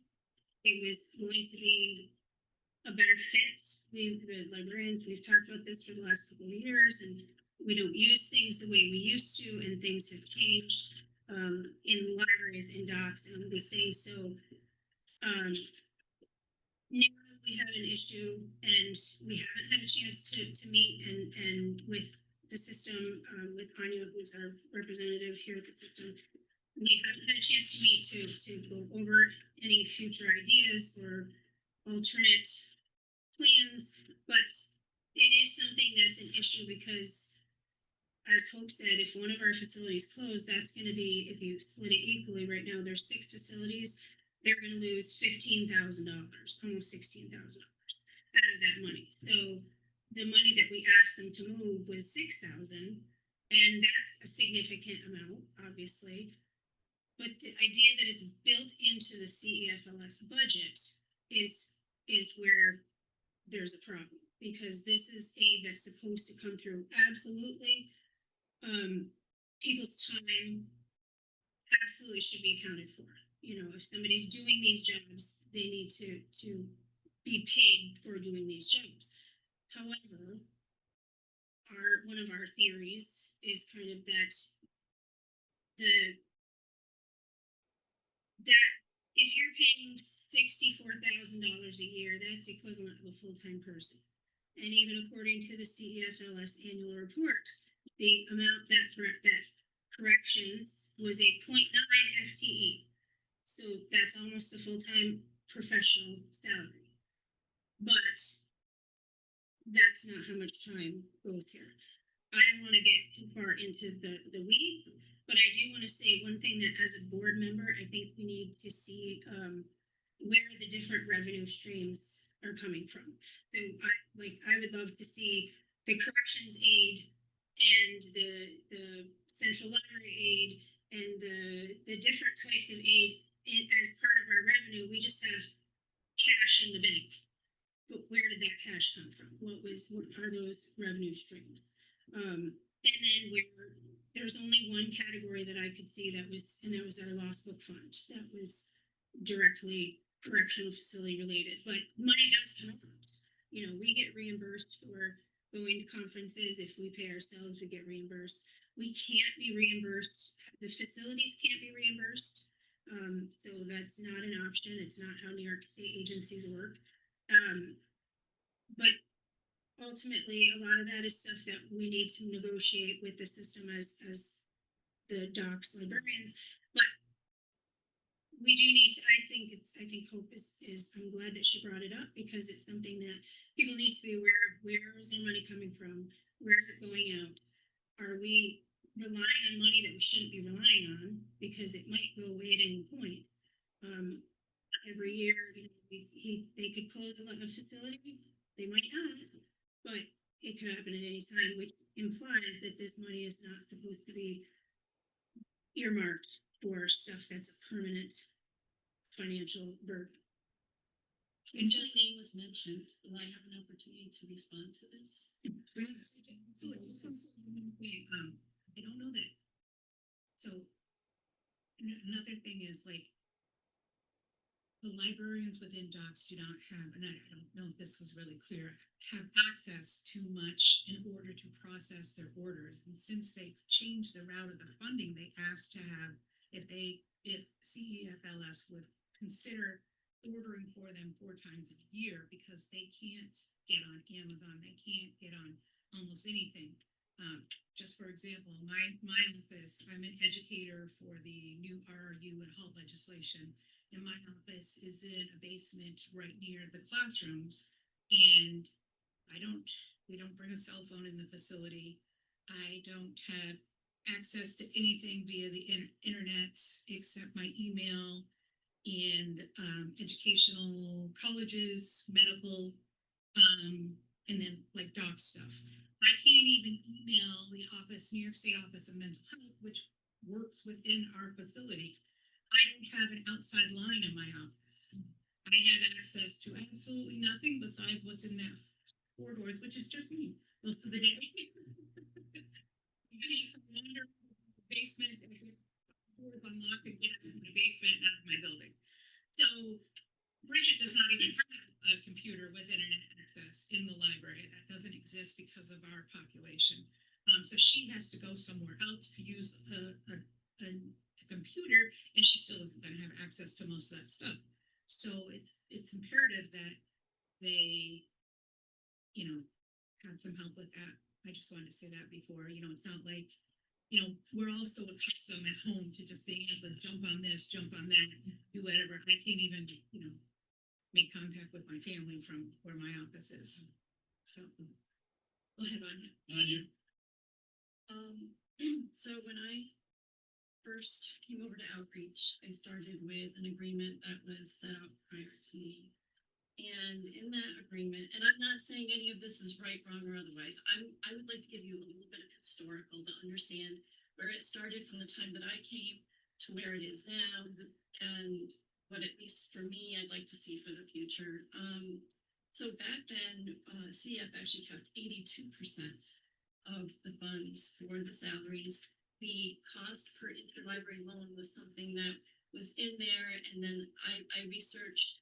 That was something I found. That was a number CEF came up with. $25 per was something that I found. And I think as we look at that cost, we have to understand too that most systems don't maintain a physical collection. Is my general understanding. So there are extra duties that we have associated. That's not just bringing in the book and then packing it, sending it back out. We're doing handling. And like I know you mentioned the stickering. Part of the reason that was because when we changed, so let me actually, I'll get to that later. So, so most of it was the personnel. There were no discretionary funds. There were 0. The only facility that was receiving money was Mariah Shock. They were getting $500 because they weren't getting interlibrary loan. My general guess is I didn't set it up, but because they weren't getting interlibrary loan, they were giving them $500 for materials. So that's what the picture looked like in 2018. When I started when I did the new one in 2019, for that year, we added over $6,000 in discretionary funds for the facilities. And this was before I didn't know what any other system was doing. I just looked at what was handed to me before. But I remember thinking to myself, well, Mariah Shock gets some. Why wouldn't the facilities get some regardless of the interlibrary loan? So we added that piece on in 2019. And there it was split between programming and training programs because that's what was expressed and being needed. So we added that. In 2020, well, we all know what happened in 2020. Those numbers kind of went down. We're trying to just get ourselves back together. So leading up to today is now the discretionary funds, we've slowly been building up and now it's the 26,600 that Hope mentioned. And we've already written to the agreement if we get an increase, which we hear rumor it has, but it's not in hand, that would go toward discretionary funds too. So what I've been really working at trying to do, and you're right, we've been too dependent. I actually communicated that out to Management Confidential. I asked to add more out of our budget when we went into negotiations this year, and I don't know, maybe a little under 1,000 to try and to keep getting that percentage down. That's been the goal. That's what we're really trying to do and we're trying to work on. I was actually at one of the meetings and it was around the 2020 timeframe. I was blindsided. We were all in negotiations, a lot of people were online. ELD said, "Oh, you're the highest system." First I heard of it, I didn't know, and hearing it and during negotiations, that not at one point that anyone's caught, saying like, "Hey, CF, you guys are kind of high. You might want to think about getting that down a little bit." But I'm proud of the fact that at least even before hearing that, we were kind of making a move in the right direction, and we continue to do that. Whether I understand we're not where we need to be, it is the goal. Now, the McNaughton part, the 6,000 that Bridget mentioned, it was $8,400. What that money did was it allowed the senior librarians to pick titles that were stored here, but in Horizon, the way the request process is set up, the librarians, instead of in Horizon or ILS, that we are the highest on the list whenever they make a request. So if we have it, we're going to fill them before we fill a member library. And it's set up that way so they get their stuff as soon as possible. And so the idea was that these lease books, that would apply to them as well. At one point, the facility librarian said, "Well, sometimes we request a book, and let's say only a member library owns it, we don't. This way we can't get it, but it's a brand new book." So we talked about the fact that some of the libraries, their brand new materials, they only allow their patrons to borrow them. So the facility librarian said, "We'd like to do that with our McNaughton lease." So we set it up. But people didn't understand that created extra labor too, because now we had to set up a separate section in the back to make sure that they didn't go out in the rotating collections. We had to sticker them so we knew, and then we have to take those stickers up. And it might not sound like a big deal, but all of that is extra time for us. And we were just trying to communicate and show that these were the efforts being made to be able to maintain that system. Last year, the librarians wanted to cut from $8,400 down to 6,000, so we lost $2,400 there in collection materials. Because as was stated, the libraries, the correctional facilities would get first priority, but if a member library wanted it, it was just sitting on a shelf, it seemed to make sense that it would get sent to them to fill a request.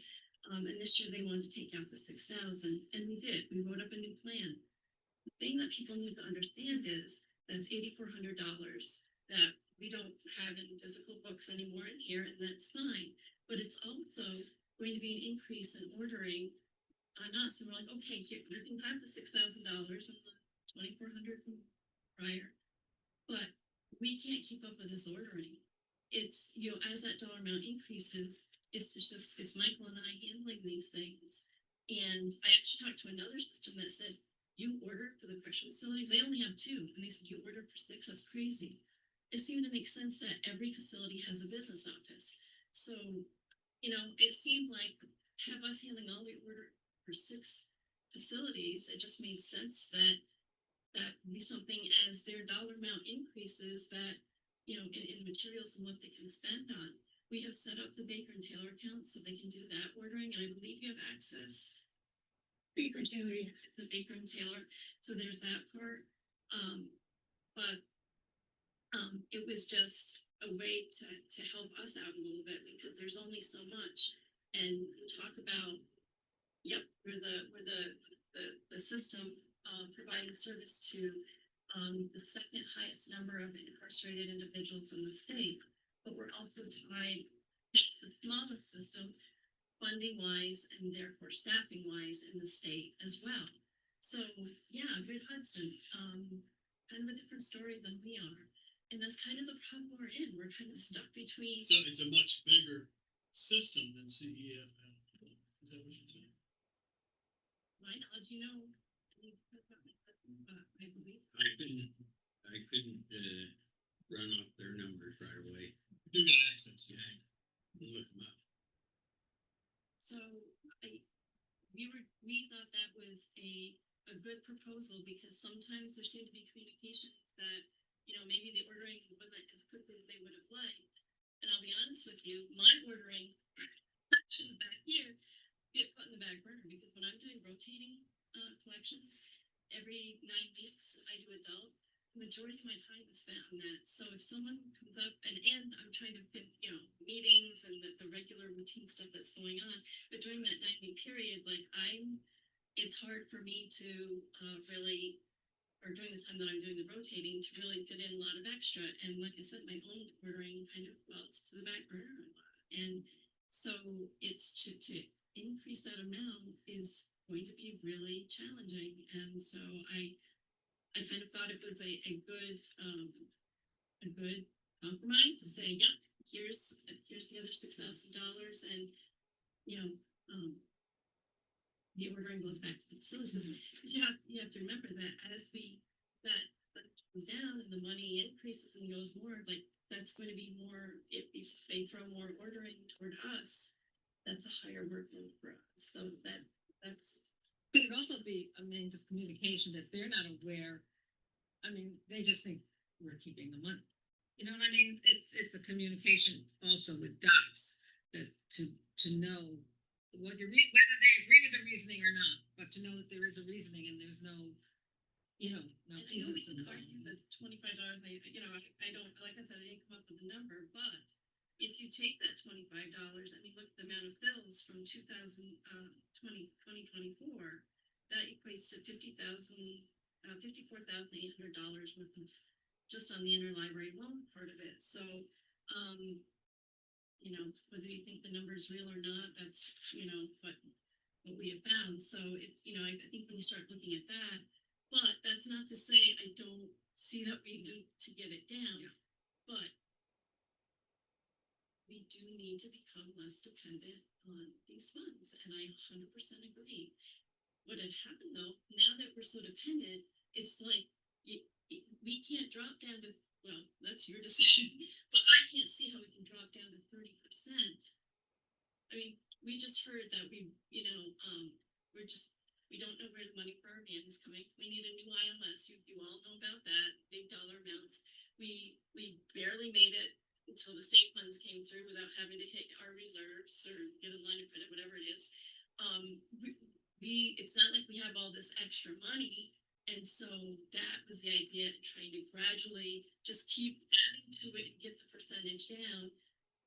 And I don't know what else to do, to be honest with you. So if anyone has some great ideas for how to, and even with the loss in the McNaught materials, I will have to try and find another source of funding to try and up for our collection. But that's really hard to do too, because most places really don't want to give you money for things that they should be part of your operating costs. And guess what? They're part of our operating costs. So people don't really want to give money for that. So I don't know, my best guess right now, my plan B is that, you know, we may have to like cut back sizes of collections, and you know, we don't have to eliminate them, but you know, we're trying to work out other ways to manage it, and that's good. I just want people to kind of understand that it's not as easy as it sounds. And I'm sorry for Michael being in the shoes of trying to figure out all the numbers for this, because even when I asked the dollar amount, I asked to go toward corrections before he went to negotiations, he laughed and he said, "Where's that coming from?" You know, so I said, we've got to be able to come up with something to put towards that. So I don't understand the process. You have an annual negotiation with the correction facilities, the libraries and corrections. Okay, and that's just a private party to a private party. Well, that was one of the things, I think, I understand completely what you're saying, Anya, and I think that is a lot for you. And that might be part of the problem, that there should be more than just you working on this. You know, I think that you know, kind of gotta share the wealth. Because like I said, the whole, like you said, collections shouldn't be dependent on these funds. Well, in the same tune, I feel like salaries and benefits should not be dependent on these funds. Is that not an operating cost? I don't know. It's not so much that, what I was saying was that if you try to get funding from a grant for somebody, they're gonna be like, yeah, you should kind of be fine, but the idea in this case is that with the salaries, and hopefully, like I said, the percentage could come down, but it's just that we're doing this labor for the facilities, and we're just, that's, But labor for all of the libraries within the system? yes, they are our members, they contribute to it via ILS. I can't say, I don't know all the rationale and how things, you know, Yeah, got. they pay automation cost each year, and they're the lowest in the state again for automation cost or any kind of cost that the library system puts down onto the member libraries.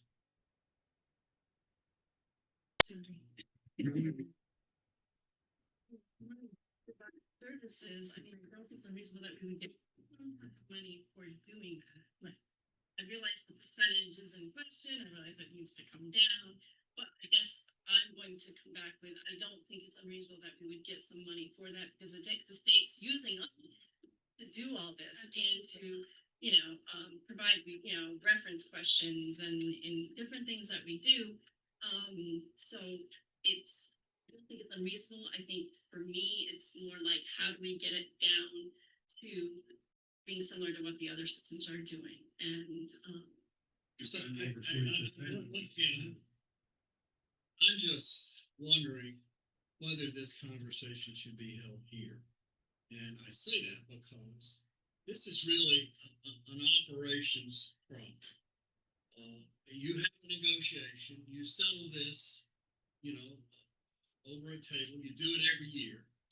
But that was my point. It's become a problematic negotiation. I know, but what you're doing is saying, no, well, I don't like the result of that negotiation, I'm gonna open it up and get this board involved. I don't see that as our policy problem. I just don't see it that way. I agree with you to a certain extent because there are certain things that I have in my mind that I don't want to go too into negotiations because this is not the environment. My colleagues are not here to you know participate. This is not the spot to negotiate. Right. I think there's certain things that at the very least, if we could have I think that the board should have clarification on certain things. The revenue streams that we get from state aid are not written out anywhere. Like, You as a board member have the ability to ask. Why don't you just ask for it? I can find it myself. I'm a librarian. I do that sort of thing. But I think as a board member, if we're getting this information, why would that not be part of our budget information? You just ask for it to be part of it. But the point is like, if we don't know we're missing something, how do we ask for it? I think, can I bring in a different perspective, and thank you very much, Tanya, for all the perspectives. We're in a we can't as a board totally ignore it, because even if it's not our direct responsibility, because we're participating in a social system where, which is very difficult, that, you know, there are not enough resources and everybody has interests and each system has its way of operating. And when there aren't enough resources, people end up with less. It has to be that way. And the people who traditionally, you know, in American history or whatever, come out with the least are the people who are the most at the bottom, because the people at the bottom are thought to be so low that, you know, if you can't a little bit more doesn't hurt much, and typically, this is the stereotype, I'm not gonna argue for a social point of view, but that's where the prisoners are. And this is really difficult, but we need to look into where this has to go for fairness. And that is our responsibility of the board. Now that we know that there are hidden things in the way our revenue is reported, and Bridget, you say you can do the research, but we can insist or look for reports that break out details of the revenue. The city has had to do that in looking at how its budget is presented. Every organization has ways of shifting bits of revenue and looking at things in the blocks that are most convenient for it. So I think that the first thing that we could do is try to understand what our role is. We make policy for the way the board operates, or for the way CEFLS operates, and it should be reasonable for us to ask how the revenue is really, where it's coming from, what we don't see, and how it's distributed. Then this is a very big issue, and I don't know that we're going to get very far just by making it public. We may be able to affect some change, and I'm really glad Hope has brought this up. I do think, you as a board member have the ability to ask for financial information, detailed financial information, if you so choose. Now, if you want that information, find out enough to say, this is what I would like to see. Write it out, give it to Michael. And then, and once you've gotten that information for a period of time, use it in your negotiations next year. But I don't think we should be doing the final on that negotiation. You're in effect bringing back to us something that you're dissatisfied with, and that occurs in that negotiation. Get your information, and then go into your negotiation next year. It doesn't, the negotiation doesn't have anything to do with me. And nothing to do with me. I'm here as a board trustee. Again, I had this information last year and I've been watching this evolve. And, I'm just saying, I don't like the looks of it. As I You think it's unfair, but But we made it clear that it's something that they are working towards. And that are you satisfied? And do we need to keep going on this? I think my theory, my thoughts right at the moment, I absolutely think that Anya's explanation of past to now is fantastic. They've gone from 82% to 63%. That's a huge jump. And knowing that that's come and saying, can we lower this? That's a great first step. And I'm not trying to negotiate here because this is not the place for negotiation Right. between our. That's- But I think as a board member, being aware that there's a chunk of money that comes from corrections, there's also a chunk of money that comes because of that we have 3 counties and not just one. I don't know if you knew this, but every system in the state, if you have one library, one county in your area, you get $20,000. If you get more than one, you get $25,000 for each. So the system gets $75,000 just because they have three counties in the system. And it's just information about one particular stream of money. There's per capita aid, so the number of population of all the people on the street, everybody pays taxes. There's a certain amount that comes. My suggestion basically, this is not working for us, but as a board member, I think it's not just this stream that I want to know. I think that the revenue that comes in, it's just people looking at what's even broken down. Can I say something? Yeah. In a budget, every year that you guys look at, I break everything down. I'm saying this much is going for books, this is money going for discretionary funds. But we're talking about revenue. Yeah, and we're not talking about you, Mike. Or you want the detail of the revenue, how do you come up with? Yes, yeah. Or whatever. Yeah. Okay. Yeah, okay. Yeah. Yeah, and that's what I think, I think, as a board member, she has the right to ask for any of that detail, and you should give it to her. If I understand it, You're gonna have it, right? because there's hold harmless, there's a chunk of money that is given, whether, you know, it As increases. funds go down, it makes sure, it makes sense Yeah. so that people don't get less, and Right, that's the whole harmless. there's a lot to each of those funding streams, a lot. And, you know, the state is trying to adjust these formulas. And if you look at some of these formulas, you would go crazy.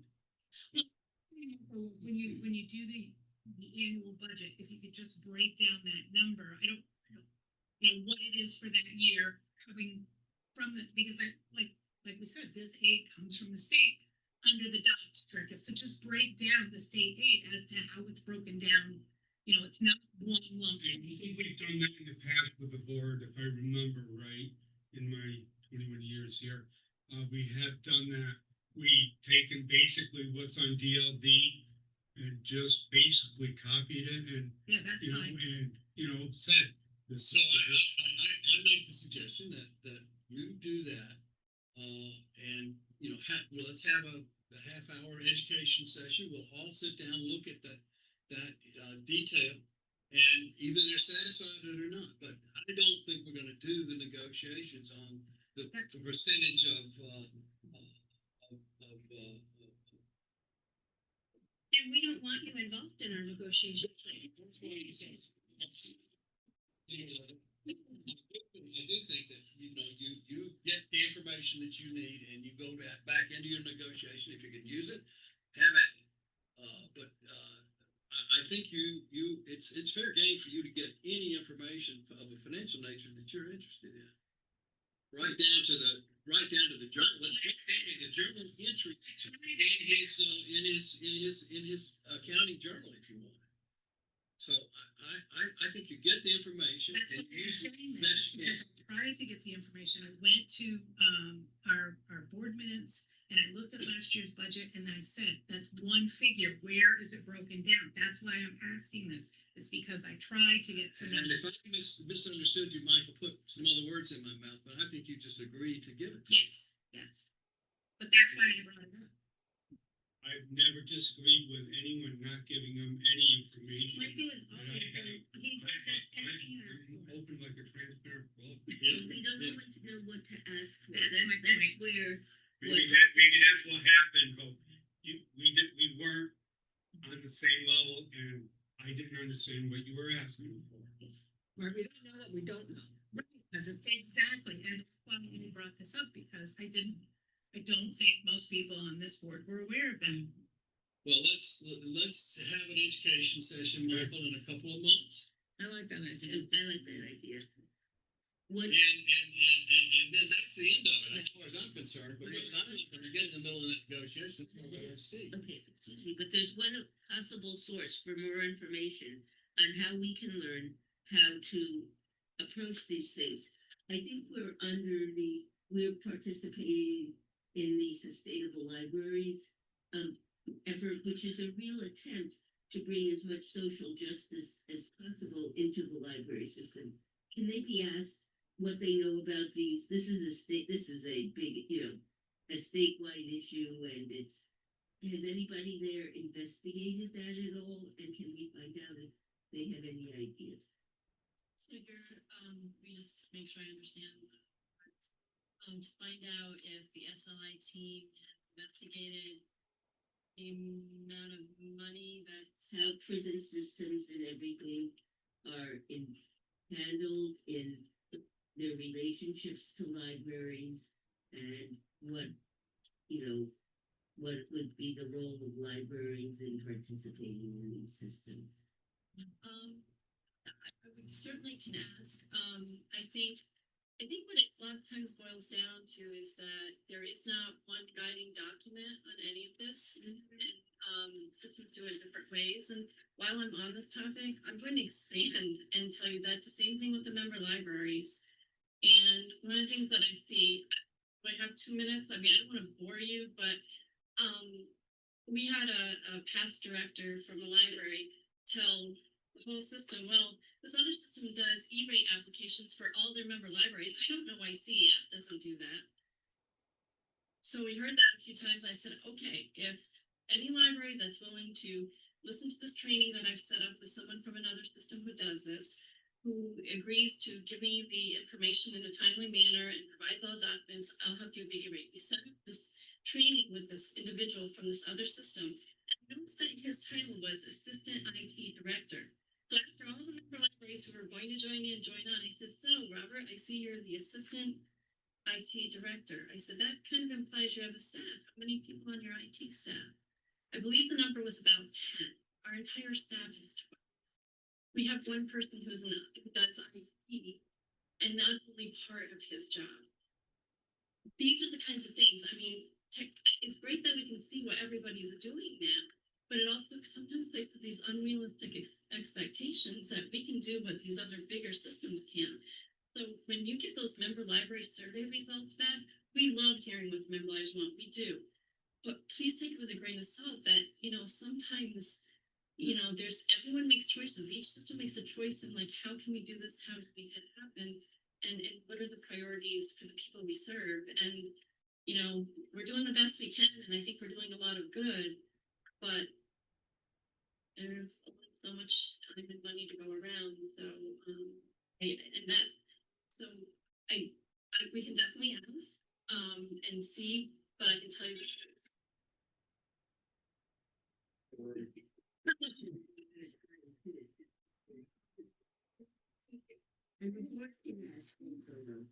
Yeah, well, anyone can ask, but there's, even when we try to get like sometimes direction from the state on specific topics, we don't always get it's all very vague. And we're all trying to just manage it and do the best with what we have to work with. And maybe that's part of the reason why, we have a small population, but there's certain things as a system that regardless of population, we're all trying to provide. We had, and the reason I mentioned my survey, we had one time someone was like, oh, you guys don't have very good selection on Overdrive for ebooks and audiobooks. What's the system that how much? So, and how much, do you remember?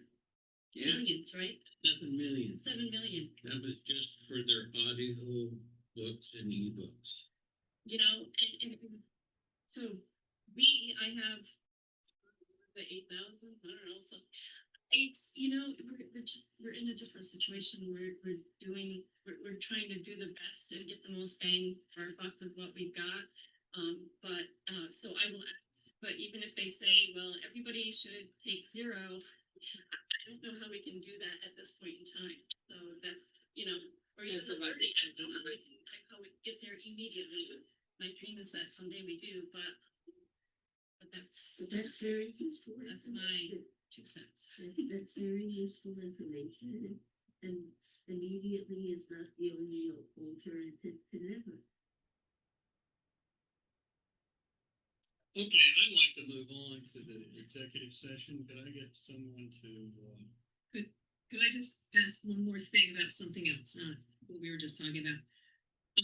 Did we decide to go ahead with a new van? Did we vote on that, or?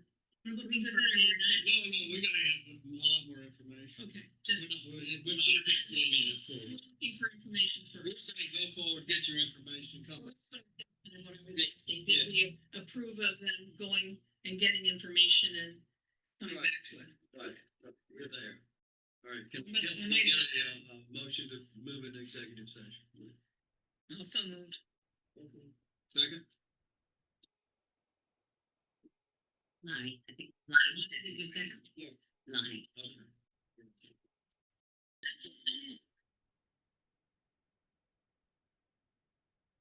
What else do we have to do? We are out of executive session, we're back in normal session. We adjourn? Motion to adjourn. All right, someone make a motion to adjourn? So moved. I'll second. And all in favor say aye. Hey. Let's get out.